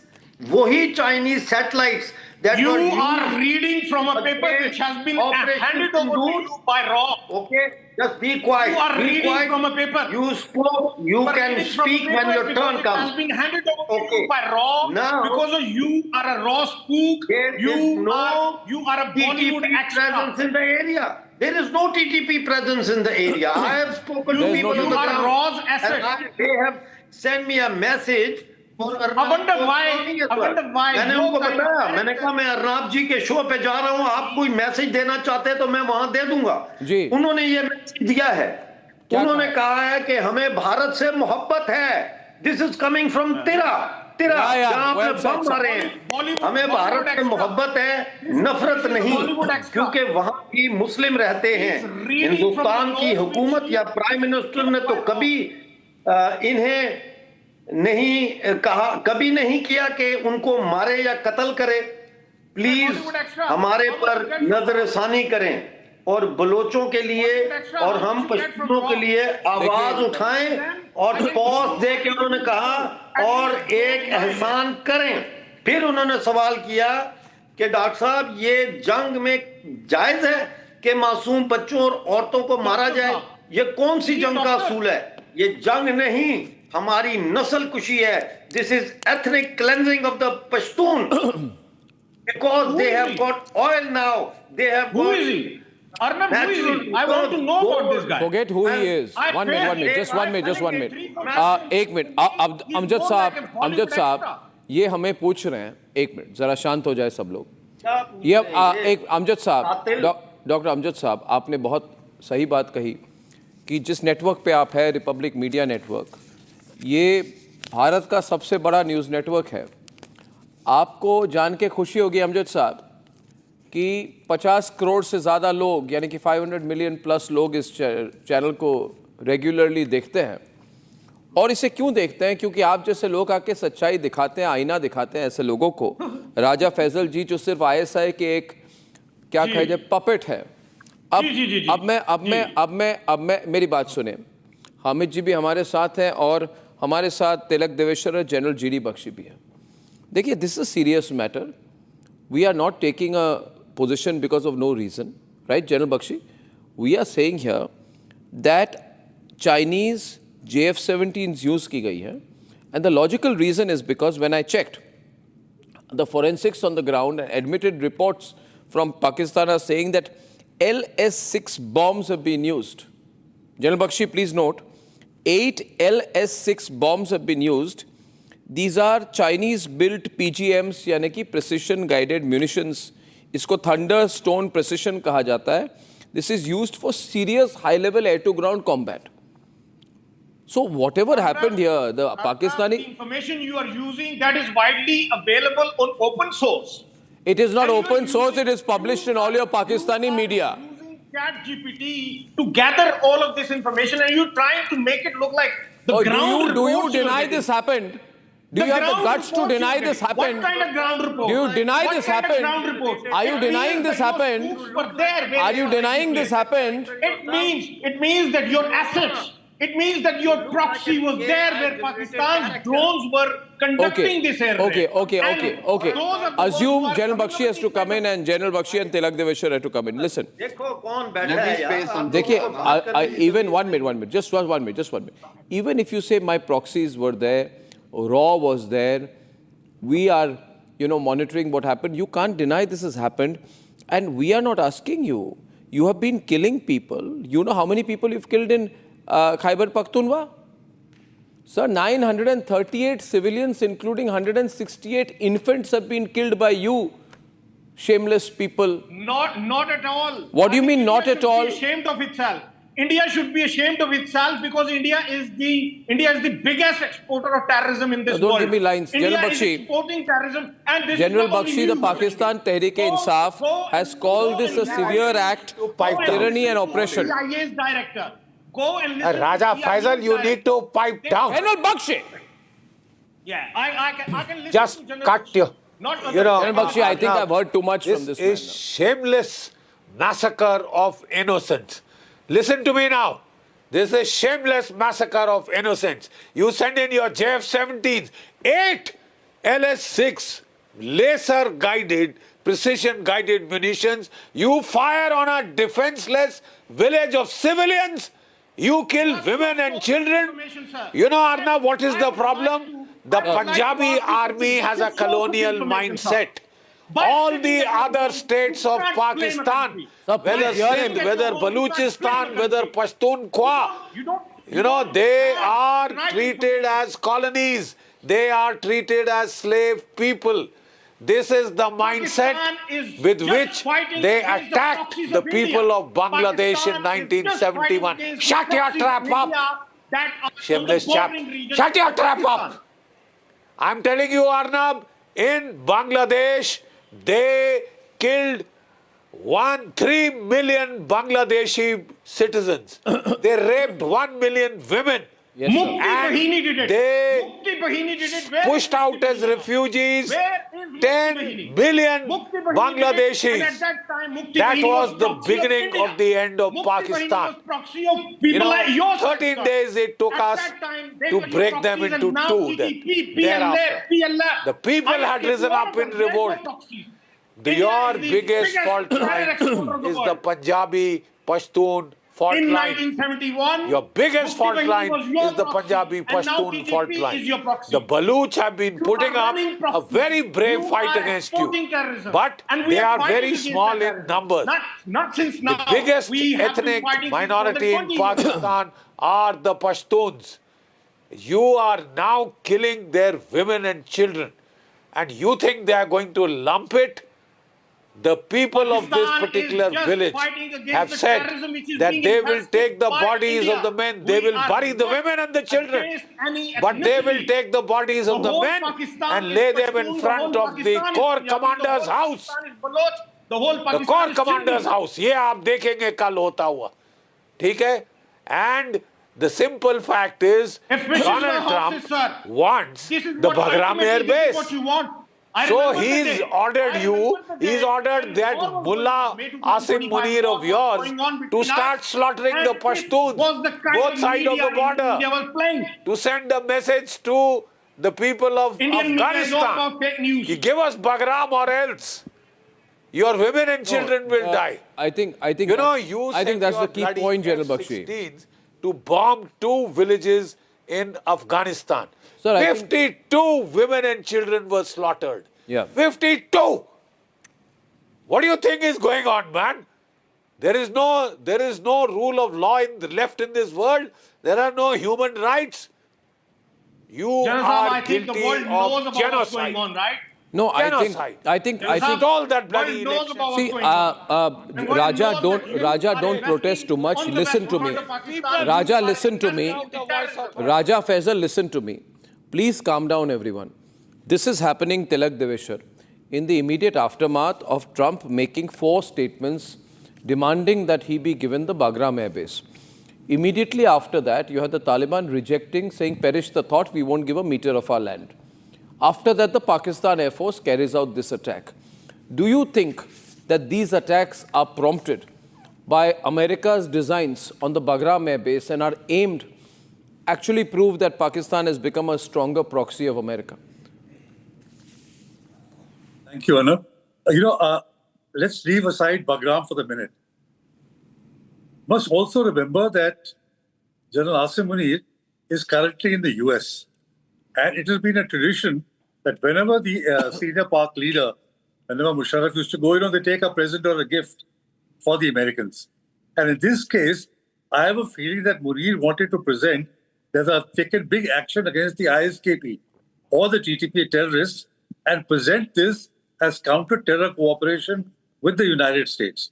Unfortunately, their intelligence or their shooting is so bad that instead of ISKP terrorists, they have killed 30 innocent women and children. They had done that earlier in March. There was a drone attack in Mardan where civilians died. They did it in June when there was again another Air Force attack in Waziristan where again civilians were killed. And now again in the Tira Valley. So this is, I think, geared also to bolster the visit of Asim Munir to the United States. And secondly, let me also say that recently there were reports 2 days ago that the Jaish and Hizbul Mujahideen were shifting their camps to close to the Pak-Afghan border because of the pasting they got during Operation Sindoor.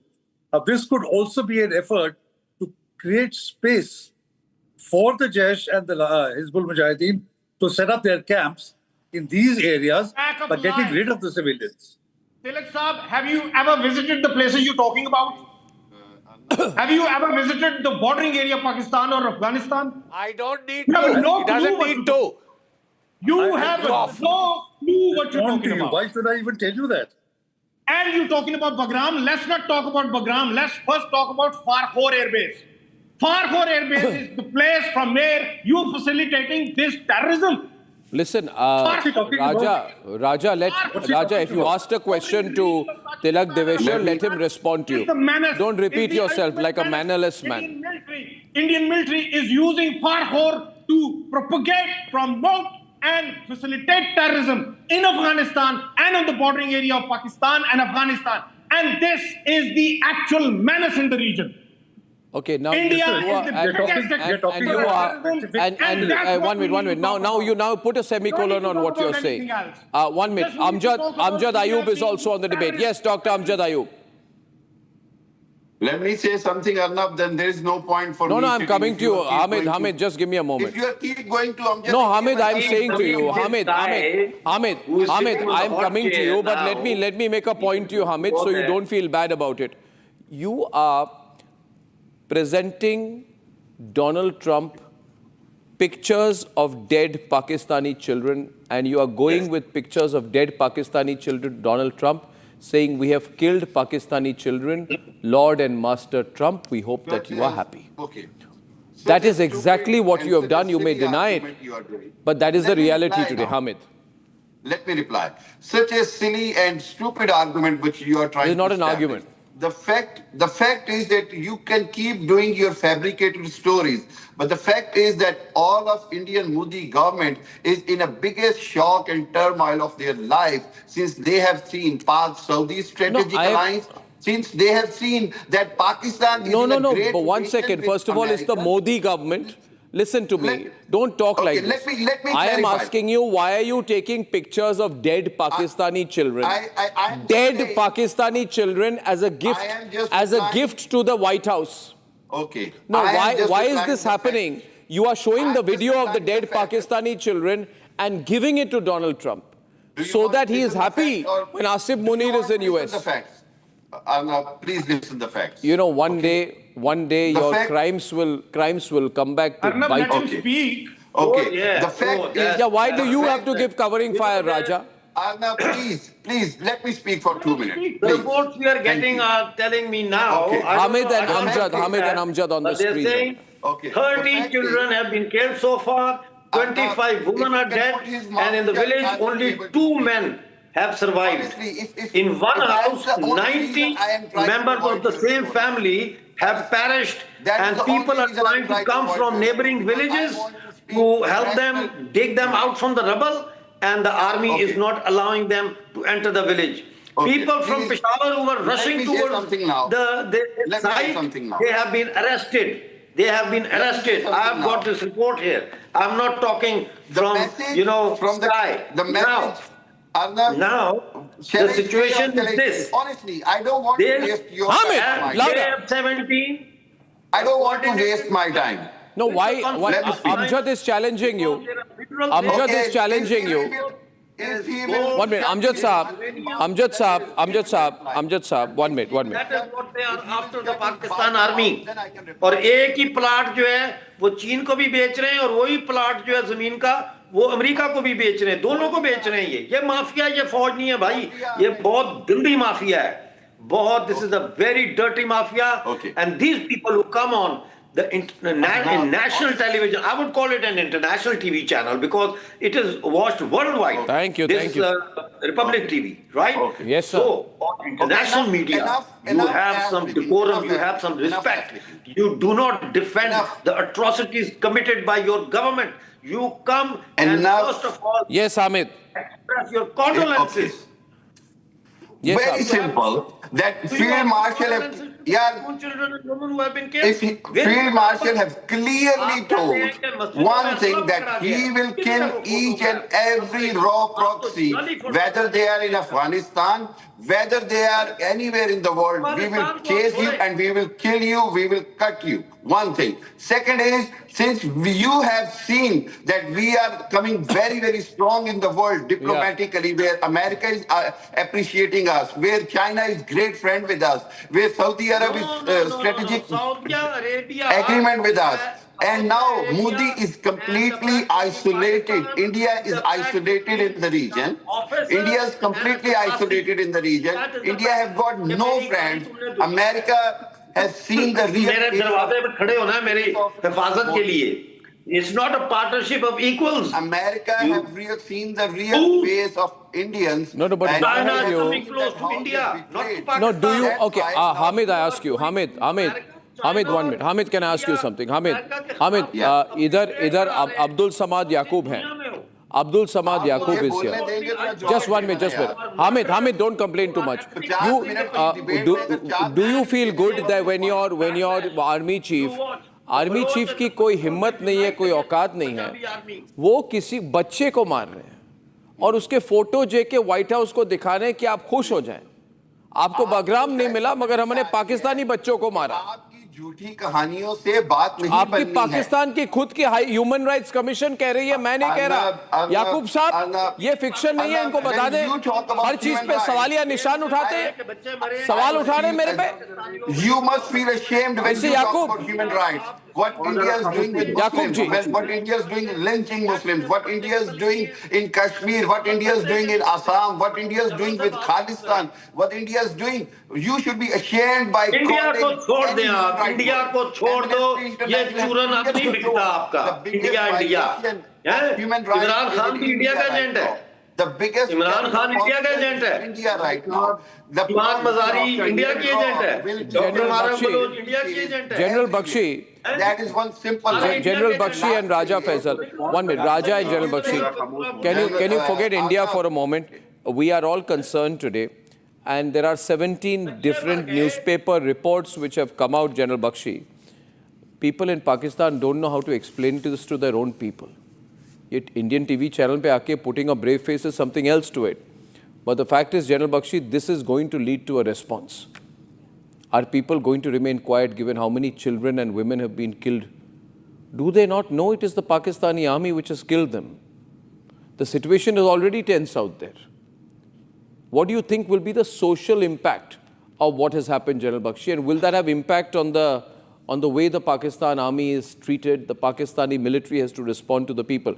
You can't keep shooting from the sky all the time. You'll have to deal with the anger of the people. General Bakshi, can you war game this for us?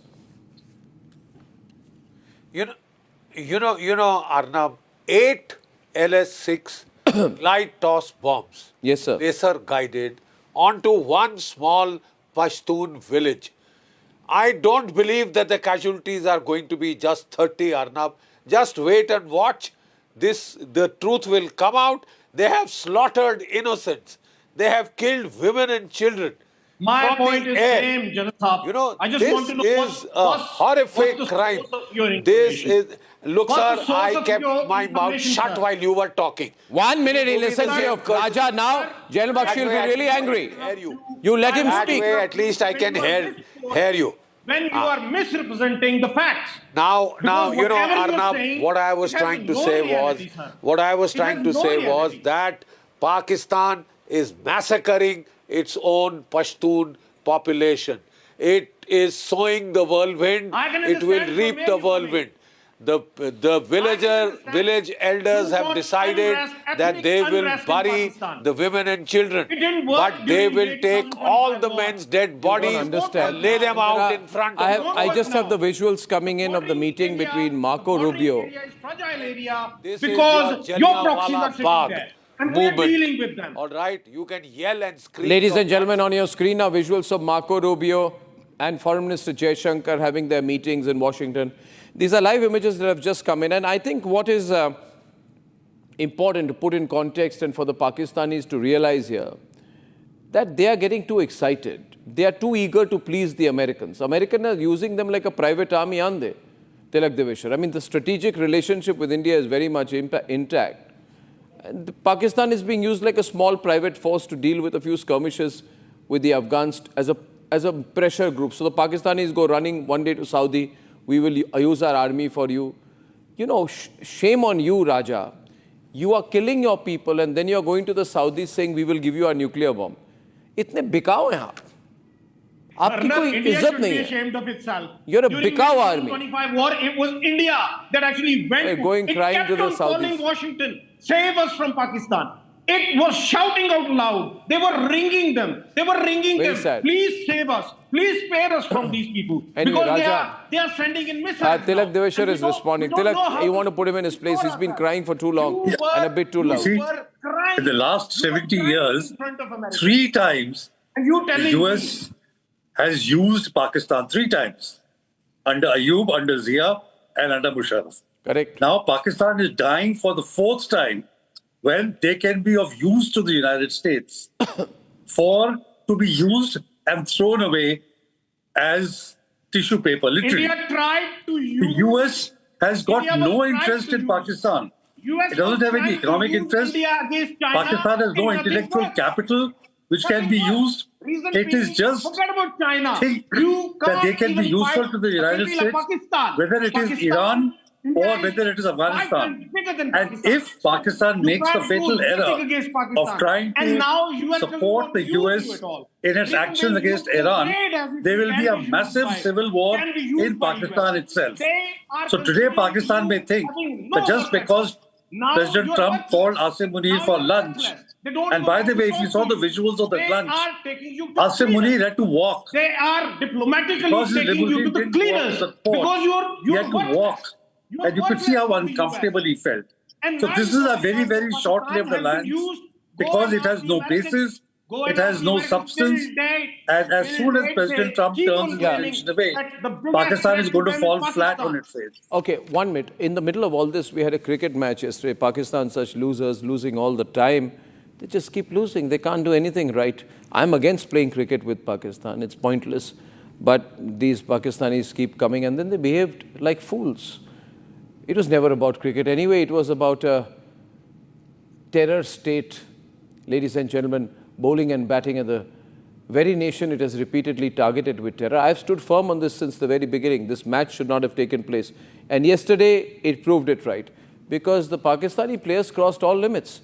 They lose the war and then they think they are firing with their bats. This fool, Sahibzada Farhan, held his bat like a gun. Haris Rauf mimicked a fighter jet crash and flashed a so-called 06. At the end of the day, these idiots ended up losing. A country of losers. Just a lot of drama and complete filth.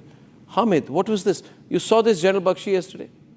This game shouldn't have been played, but they were making an ass of themselves. Look, yesterday, General Bakshi, did you see they were making a complete ass of themselves? Aur uske baad haar jana, General Bakshi. After that, to lose again. Losers. Okay. Losers. General Bakshi. General Bakshi, General Bakshi. No, I'm not. I'm talking to General Bakshi. I'm not even stupid match. This stupid match should not have been played. These are a disgusting set of people, murderers, looters, and they are now taken to bombing their Pashtun population as they were doing in Bangladesh. They are going to repeat Bangladesh very soon. Their last moments are nigh. The end of this country is nigh. Their Pakistan army chief has become the trader-in-chief, trying to sell the oil of Baluchistan, trying to sell the gold, tungsten, copper and rare earths, which have still not been found, to arch-trader Donald Trump. He thinks he will please him by opening his Munir and Sons, trading company. He's opened a bloody trading company. He can't decide whether he's an army chief or a trader-in-chief, right? This man wants to be president of Pakistan. My God. My God. I pity your country. Raja, frankly, my condolences in advance to you. You are heading for trouble, self-invited. You have taken to killing women and children. आपको आह लगेगी. आप समझे राजा साहब? आपको औरतों और बच्चों की पख्तून औरतों और बच्चों की आह लगेगी तुमको. आह लगेगी. एक बॉम्ब नहीं 8 बॉम्ब गिराए हैं यार. वो गांव में तबाही कर दी है तुमने. ये कोई तरीका है लड़ने का? हमने भी काउंटर इंसर्जेंसी लड़ी है साहब. हमने कभी अपनी राइफल के ऊपर नहीं गए. राइफल और स्टेन मशीन कार्बाइन. ठीक है. आप तो तोफे चलवाते हो गांव के ऊपर. आप F-16 तैयारे भेजते हो. आज आपने 8 बॉम्ब गिराए हैं. 8 laser guided bomb on one पर पख्तून विलेज. नहीं ये वो तुमको आ लगेगी. वो जो औरतें बच्चे मरे हैं ना, उनकी आ लगेगी तुमको. तुम्हारा मुल्क नहीं रहेगा. तुम्हारे आखिरी दिन आ गए हैं. मेरे तुम बात गिटान बांध के रख लो. अच्छा जी. गिटान बांध के रख ले राजा फैसल. तुमको उन औरतों बच्चों की आह लगेगी. जनरल साहब, पिछले 10 साल से ना मैं आपके साथ प्रोग्राम कर रहा हूँ. अब 10 साल से आप रोजाना पाकिस्तान को तोड़ते हैं. रोजाना हम आपको शर्मिंदा करते हैं. रोजाना हम मजीद स्ट्रांग होके आगे आते हैं. हमें तनहा करते करते इंडिया आज दुनिया में अकेला है. इंडिया आज खुद अपने ही पिछाए हुए ये ड्रामा क्या चल रहा था कल क्रिकेट मैच का? नहीं ये ड्रामा क्या? हामिद ये सब बातें छोड़िए. Just explain to me. Hamid, listen. Hamid, listen to me. Hamid, listen to me. I want to ask you a question, and this question is to Raja Faisal. Answer from Samarpal Tur. I am coming to you. When you, I'm explaining. See, Raja, when we fired at you and we threw the Brahmos, you were behaving like you're playing cricket. When you're playing cricket, you are behaving like you're fighting a war. When you were supposed to fight a war, you could not fight. When you are supposed to play cricket, you lose. हाँ summer? कुछ भी नहीं आता इन लोगों को. Samarpal Tur, fire away at that man. Good evening to all the panelists. Good evening to all the panelists. And जो भी मुझे interrupt करेगा, वो he will be a son of a prisoner of war.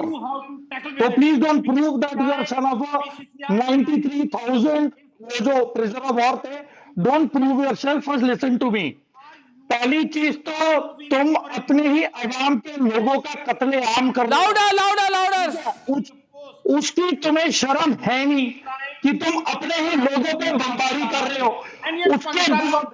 It's just cricket.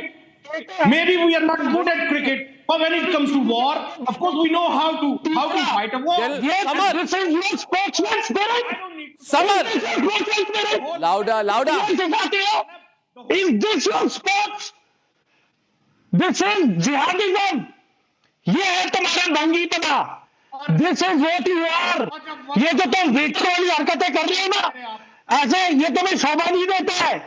Accept the fact कि ये तुमने जिहादी पाल के रखे हैं, वो हरकतें देखो। Is he a mature adult? अरे टीवी पे विजुअल्स देखो। क्या ये एक mature adult है? Take blurring please of the children. Please take away the blurring. Let's show. Contrast करो इनको. He was ringing Take away the blurring.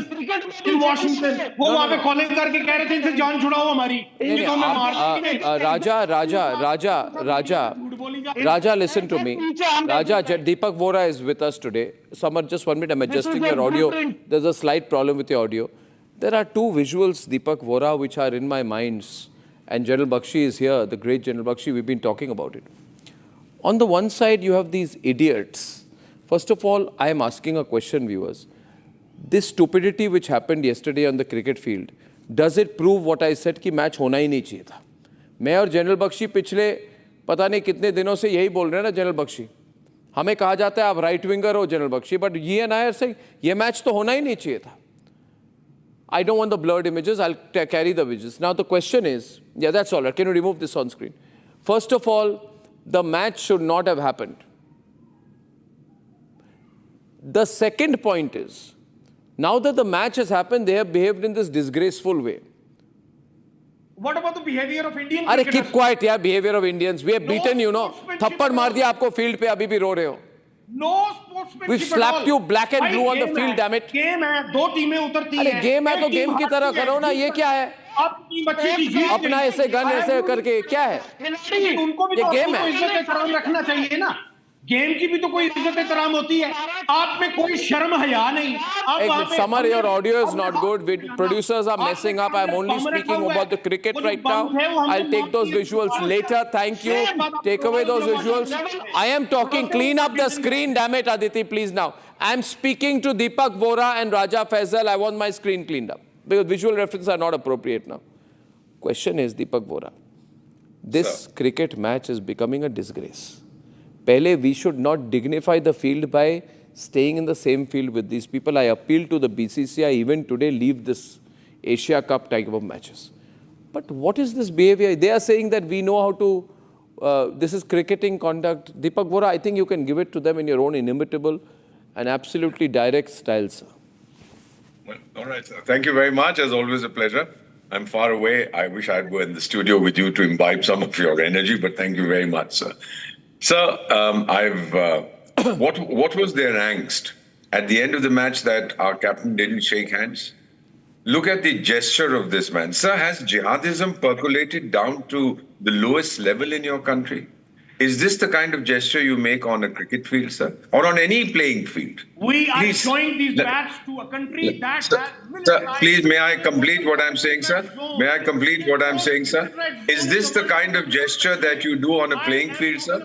Has jihad penetrated, has jihad ruined your DNA, sir? Why don't you understand, sir?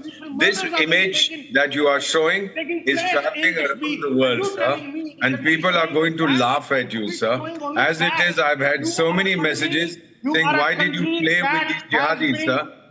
Sir, do you mind keeping quiet, sir? I don't know what charges you are taking, but you should keep quiet, sir. Listen to what I'm saying. Sir, do you justify this gesture? Do you justify this gesture, sir? Do you justify this gesture, sir? I'm only asking you a simple question. Fighting against Pakistan, they ran away. Sir? Do you justify this, sir? Sir, you are a liar. You don't want to answer my question. Louder. You are a cheat. You are a thug, sir. That's what I would like to say. Why don't you tell me, do you justify this? Sir, you are a liar, sir. You don't answer straight. Do you justify this gesture, sir? Sir, he won't answer my question. Why don't you turn off his microphone so that I ask No, the he's been millions in this slightly psychotic state for the last half an hour. He's not going to listen, sir. He I won't think he answer sees my question. My Baluchistan question in is his very dreams. simple. How do you justify this gesture, sir? General Bakshi has told you, Major Tur Saab has said, others in Pakistan. How do you justify this on a playing field, sir? Is it a cricket match or is it jihad for you, sir? I just, Raja, listen to me. I want Raja's face on air while I show these two pictures. Raja, just first be quiet. Can you expand the visuals on the screen? Viewers, these are the two images, and this is the situation of Pakistan. These are the Pakistani children who have been killed by the Pakistan Air Force and the Pakistan military. These are their images.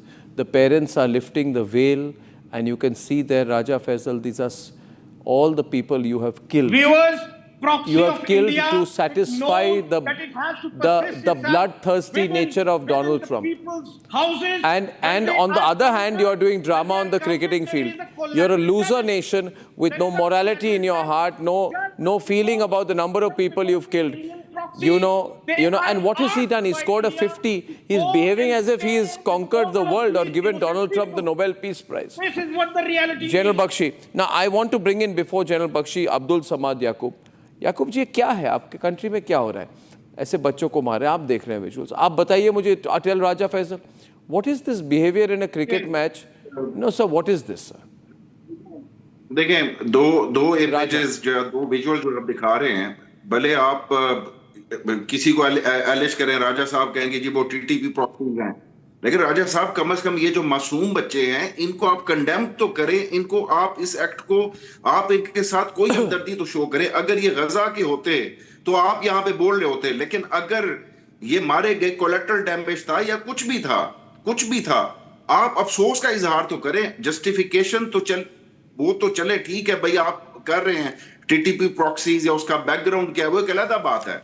लेकिन इनको, और दूसरी बात ये कि ये जो दूसरे विजुअल्स हैं, ये क्रिकेट के हवाले से जो विजुअल्स आ रहे हैं, जब मेटोक्रेसी ये हो कि चेयरमैन पीसीबी को पता हो कि जी वो इसलिए बना है कि वो किसी का रिश्तेदार था, तो इन्होंने भी ये क्लाशनकोफ होंगे वो दिखाने हैं और वो बनाना है कि जी हमें भी नेक्स्ट टाइम इसलिए सिलेक्ट किया जाएगा कि हम ये जस्टिस शो कर रहे थे. तो ये कोई क्रिकेट नहीं रही. आई मीन जो बेड़ा घर क्रिकेट का इन्होंने कर दिया हुआ है चेयरमैन पीसीबी ने, वो यही हाल होना है कि ये इस तरह की नौटंकियां करके शायद अगली बार सिलेक्ट हो जाए. अदरवाइज ये मेरिट पे सिलेक्ट होने वाले लोग नहीं है. इस तरह की हरकतों को, ये जोकर टाइप कोई प्लेयर्स हैं, मैं इसको जस्टिफाई नहीं कर सकता.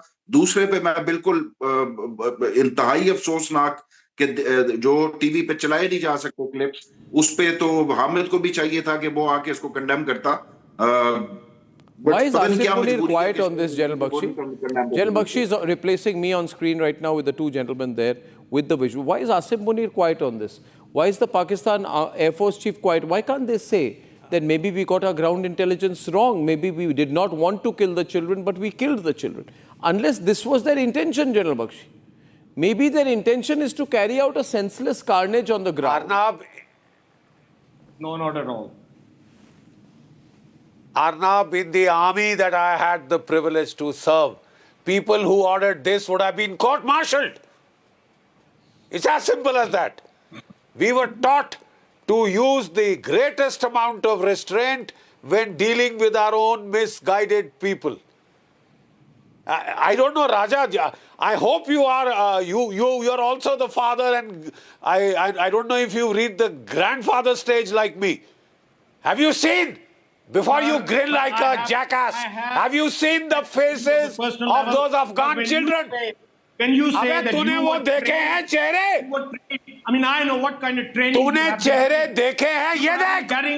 अबे ये देख. बकवास नहीं कर. ये देख ये मार के तू सूरमा बन रहा है. ये बच्चे मार के पश्तून बेचारे तू सूरमा बन रहा है क्या? तेरी फौज का ये मुल्ला मुनीर सूरमा बन रहा है.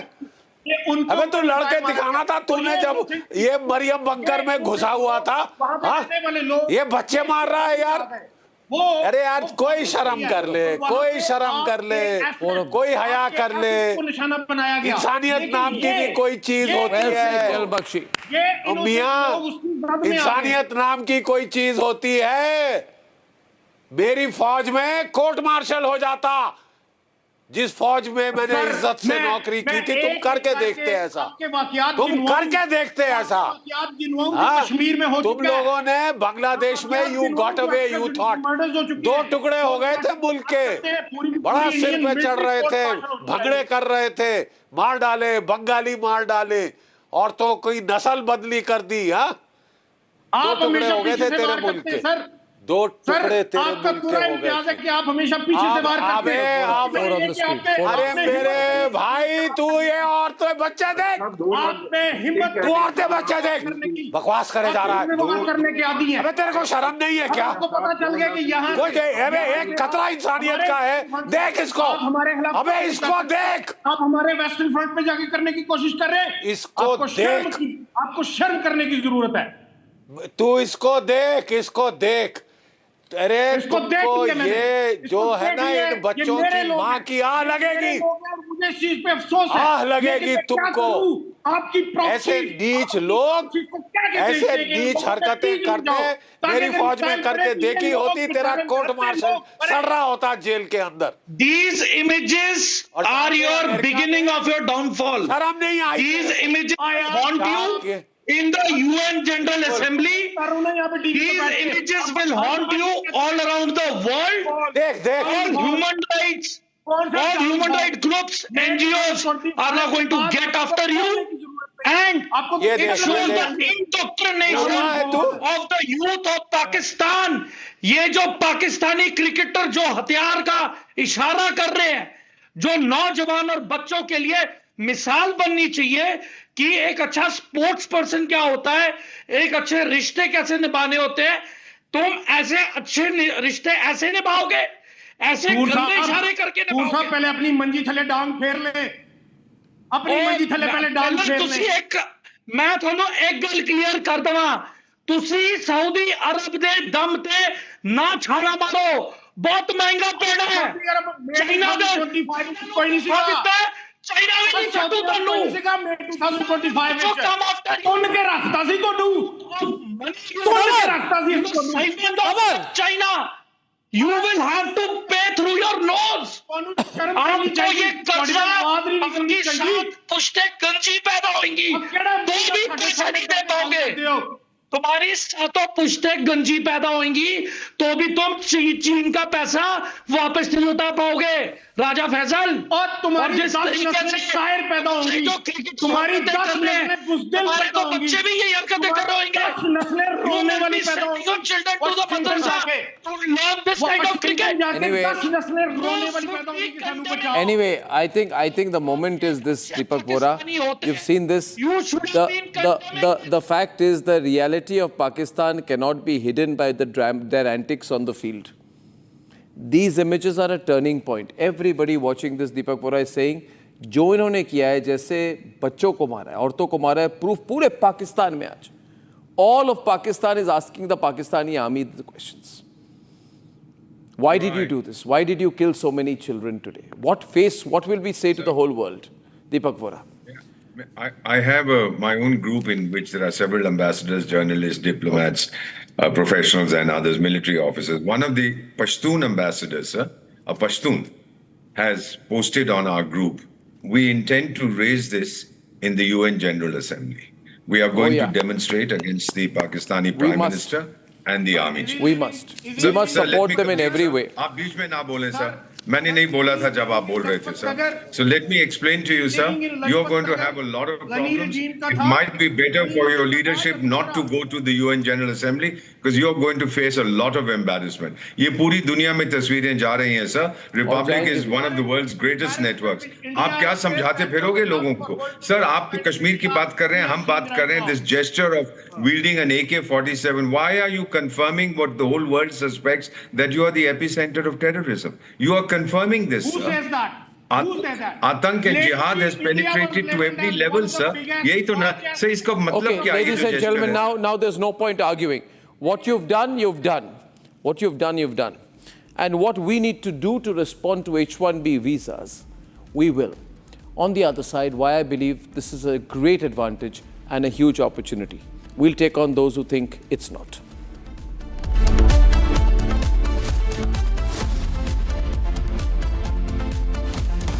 Time for a quick breather. Arnab will be right back with the debate. Powered by Century Ply Club Prime. Raho befikar. Amity has been ranked India's #1 not-for-profit private university for 11th year, with top 10 ranked institutions in management, engineering, biotech, law, mass comm, telecom, hospitality, fashion and more. Yet another top ranking for Amity University.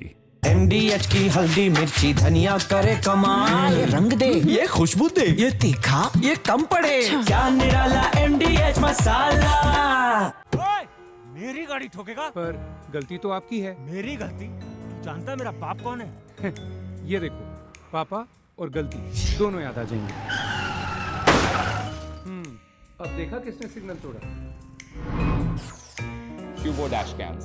Get smart, get Cubo.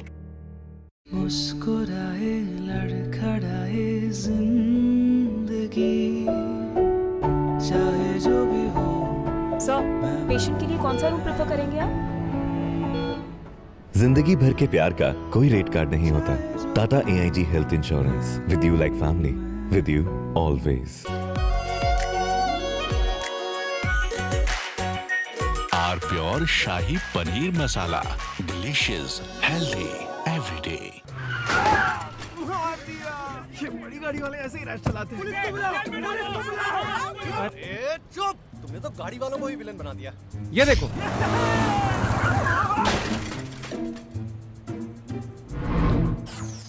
Cubo dash cams. Get smart, get Cubo. Time for a quick breather. Arnab will be right back with the debate. Powered by Century Ply Club Prime. Raho befikar. Last night, someone broke into Ishan's room. Well, almost. But Cubo AI stopped him with a loud alarm and alerted the mom. Cubo smart security cameras. Not just record, it protects. Amity has been ranked India's #1 not-for-profit private university for 11th year, with top 10 ranked institutions in management, engineering, biotech, law, mass comm, telecom, hospitality, fashion and more. Yet another top ranking for Amity University. मुस्कुराए लड़खड़ाए जिंदगी चाहे जो भी हो। Sir, patient के लिए कौन सा रूम प्रेफर करेंगे आप? जिंदगी भर के प्यार का कोई रेट कार्ड नहीं होता। Tata AIG health insurance, with you like family, with you always. थोड़े में ज्यादा स्वाद, यही तो है इसकी खास बात। वाओ मामा, क्या स्वाद है? अरे मेरे राजा, मसाला। ओए, मेरी गाड़ी ठोकेगा? पर गलती तो आपकी है। मेरी गलती? तू जानता है मेरा बाप?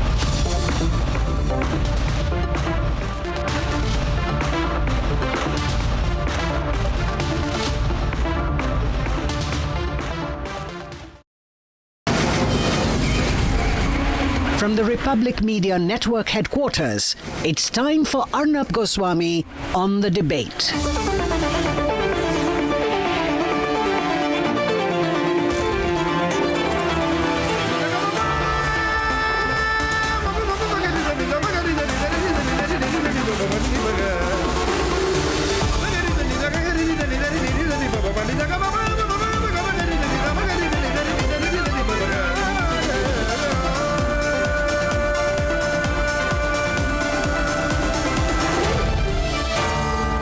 Arnab Goswami on the debate.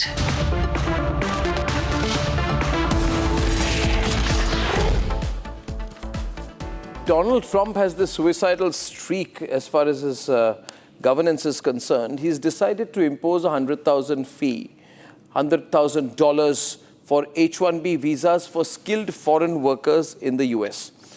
Now, this whole idea of the great American dream is now not just at the crossroads. Questions marks are there about it. And if this may go well with Donald Trump's political agenda and please his so-called MAGA vote base. But consider this. Elon Musk, Sundar Pichai, Satya Nadella and Indira Nooyi, all of them achieved their American dream after moving to the US on H-1B visas. Now, if they were to seek employment for the first time, Satya Nadella would have to shell out, along with Indira Nooyi, Sundar Pichai and maybe Elon Musk as well, 100,000 as a fee. I have two straight questions today. Has the American dream, therefore, failed, and is it clearly over, absolutely over, for Indian tech professionals? We must come to terms with this fact, and to Indian tech professionals, I would say, don't be under any sort of sentimental attachment to the American dream. This is not just arm twisting by Trump to get an upper hand on the negotiations in the India-US bilateral trade deal. I believe there's a sense of finality to this move. It will be difficult to reverse, and this is the time for Indian techies working in the US to truly ask themselves why they want to be in a country that does not value them, which does not respect them. Why do they desperately want to be in a country that makes them feel unwanted? That is telling them effectively that they will never be part of American society, that they will forever be marginalized. Unfortunately, for some Indian techies, they believe this is just one bad dream. It's not. It's irreversible change in policy. Regardless of who comes to power, this will not change. And therefore, I completely agree when Sridhar Vembu of Zoho tweets, as he tweeted day before yesterday, he says that while it may be difficult, this is the right thing for talented Indian technology professionals and other professionals to come back to the country, serve the country, and even if it takes 3 to 5 years to settle down, they will be doing something far more productive. More than that,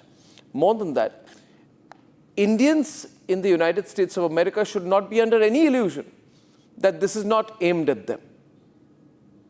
Donald Trump is a use and throw politician. He has used the Indian vote. He got people like Shalabh Kumar and others and Hindu Republican Association to woo Indian voters.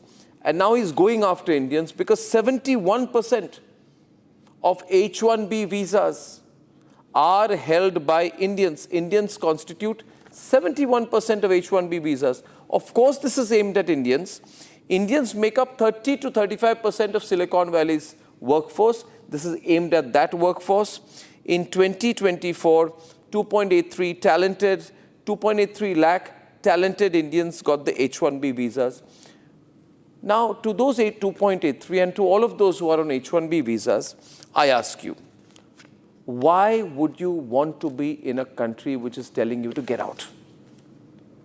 If this seems too crude, and if you still believe sentimentally that no, this will all go and one day you will be an American, you will never be. You will always be marked out. I'm not asking you to flee, but consider your options well. Consider the future of your families, and if possible, come back and serve your motherland. There are so many people who've done that, you know. Ladies and gentlemen, give the example of the great Sridhar Vembu.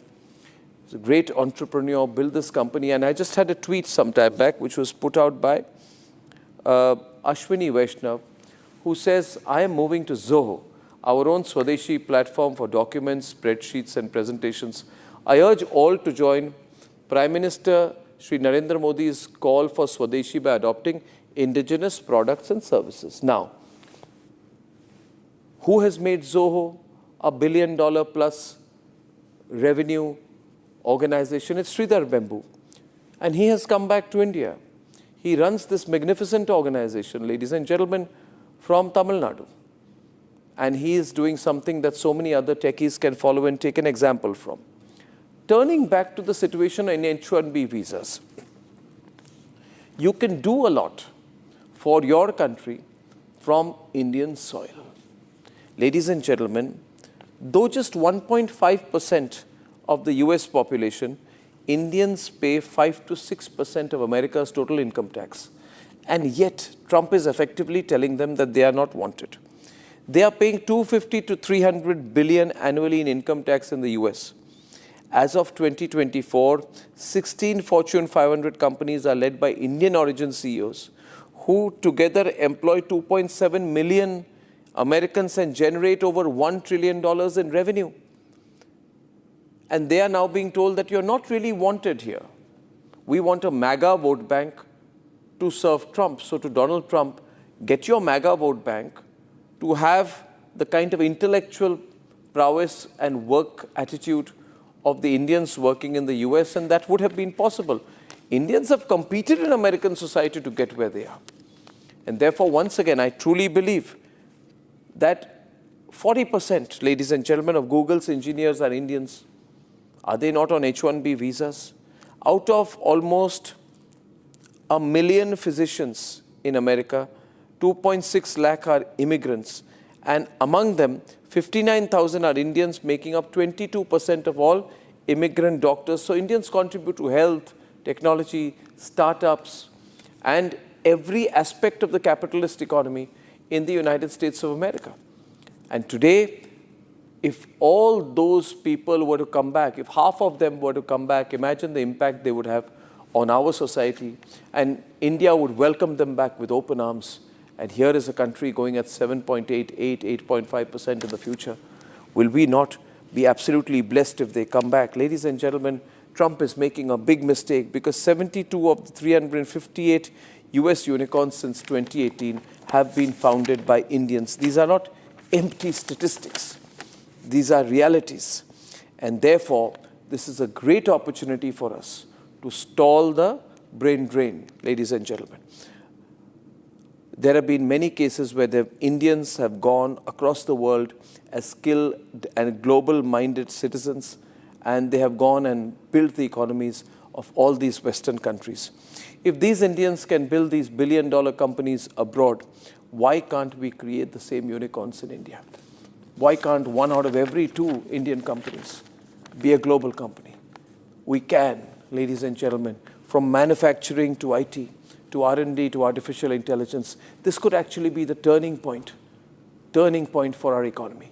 Let's make the most of it. Let's thank Donald Trump for showing the road back home to the best of minds from India in the United States of America. And to all my fellow Indians who are there in the US, who are going through pain and difficulty because of the moves of Donald Trump, be assured, your country awaits your return.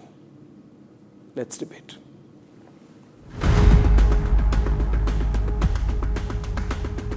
From the Silicon Valley to Hyderabad, a seismic shift in US immigration policy is sending ripples across the tech world. President Donald Trump has signed a proclamation imposing a new $100,000 fee on H-1B visa applications, designed to attract highly skilled foreign workers.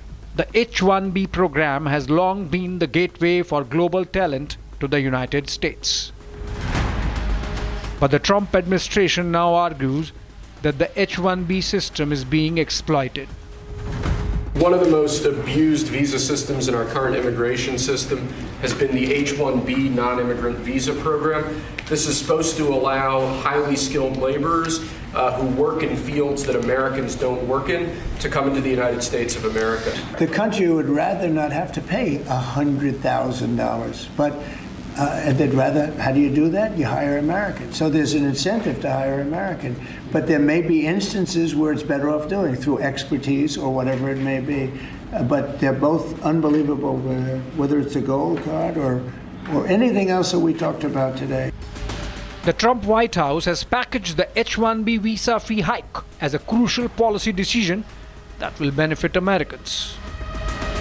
Well, they're $100,000 per year.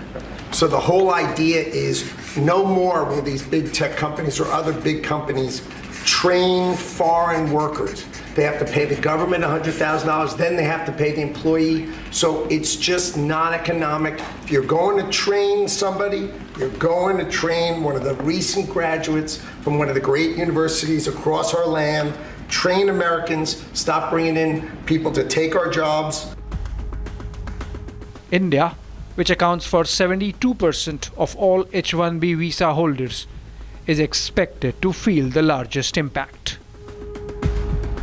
Hours after Trump's announcement, Prime Minister Narendra Modi emphasized India's push for Swadeshi and self-reliance.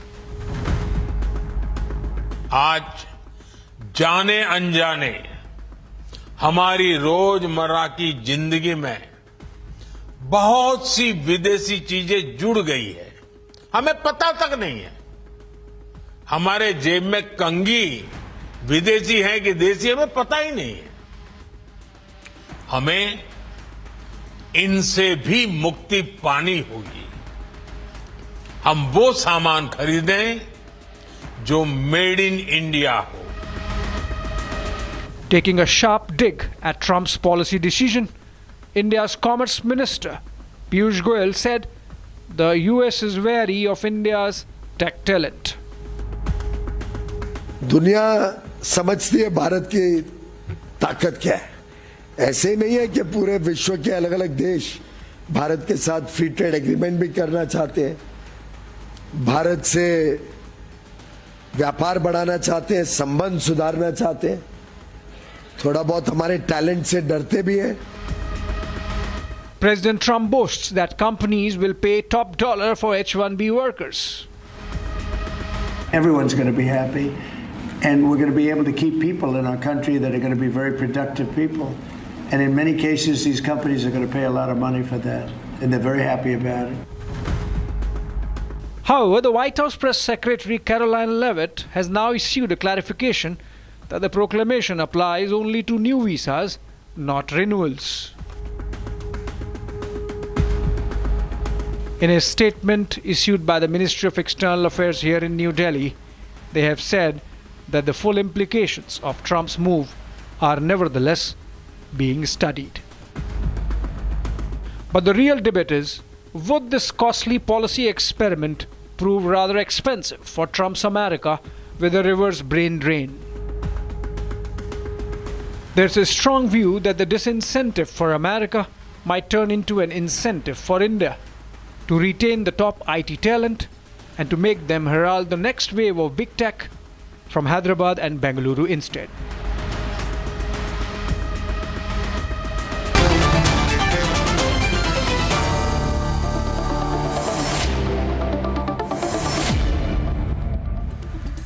Okay, ladies and gentlemen, there are people who look upon this as a great opportunity and then who say that, no, but it's bad because at the end of the day, it's bad for Indian talent. We should not be parochial in our thinking.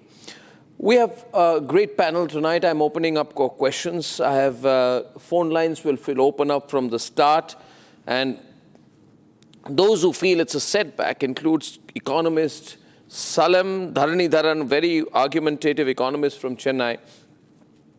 We have Rajesh Mahapatra, who's been former editor of PTI and former editor-in-large of the Hindustan Times. They're slightly cynical about this, so we'll take them in. We have Ajay Bagga, no introduction needed, market expert, macroeconomic voice, fantastic on linking the big story together. And making his debut on my program tonight is a business leader, very, very respected writer. He's got almost 30 years of corporate life experience and global board member of FE Lions Foundation, Shubhranshu Singh. Thank you, Shubhranshu. Let me open with you since the first time you're on my program. And let's keep this in a debate format. Ladies and gentlemen, I'm delighted that Santosh Mehrotra will be joining us at 9:25 p.m. along with the great Mohandas Pai at around the same time. Now, let's keep this in a debate format. Is it getting too romantic to say this is an opportunity? I put the hashtag H1B opportunity. But what about the short-term loss? Shubhranshu. Arnab, my view is that where American interest is concerned, it is fait accompli. A lot of vested interest has gone into the ink that signed that executive order, and it's a full stop where they're concerned. Our challenge is, how do we turn that into an exclamation mark? And if you see in the right perspective, it is not the larger part of the Indian IT story.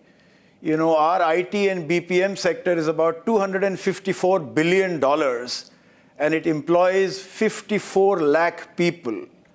As against that, as you were mentioning, last year the total number of H-1Bs granted were about 400,000, and the new petitions, as they are called, last year were 141,000. Fully 72% of those were Indians, which means just about 1 lakh of people.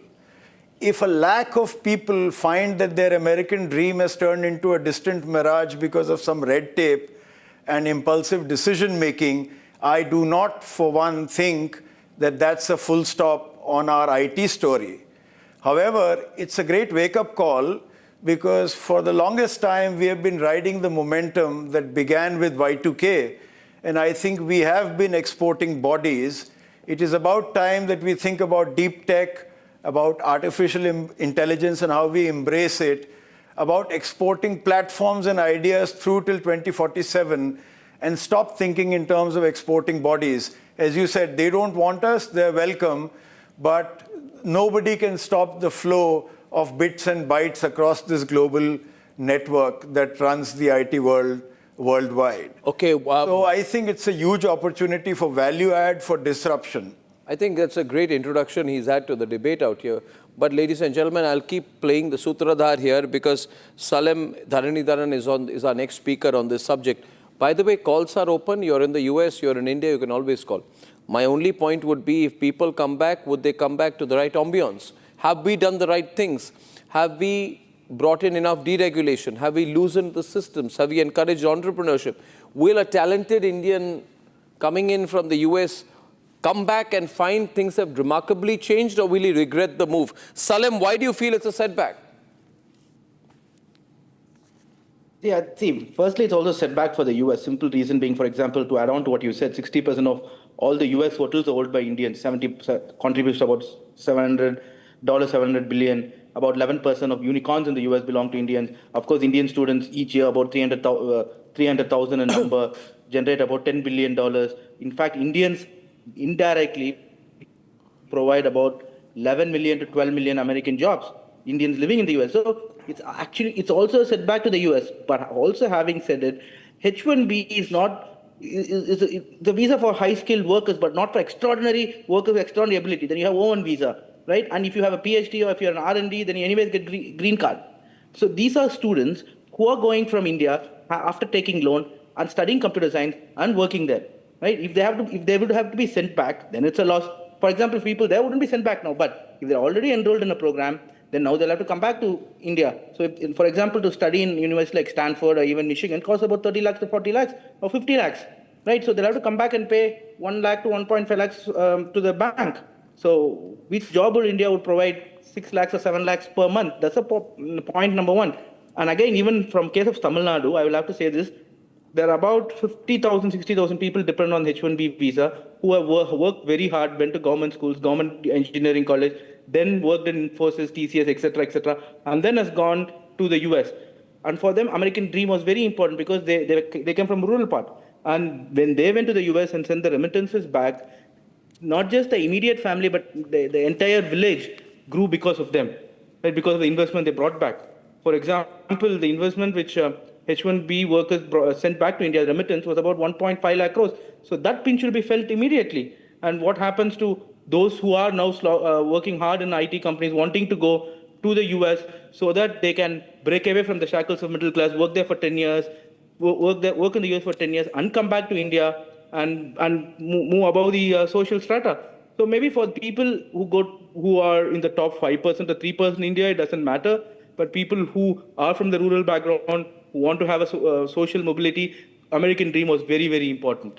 Okay. I think that's and my another question is why India is being targeted. First 50% tariff, now H-1B, because 75% of the H-1B visa holders are Indian. So what is happening between the US government and Indian government? That is also something we are supposed to know. And again, if you want to attract the talent back, we have to increase our R&D spending. India's research and development spending is about 0.5%. Israel spends about 5%, 10 times higher than us.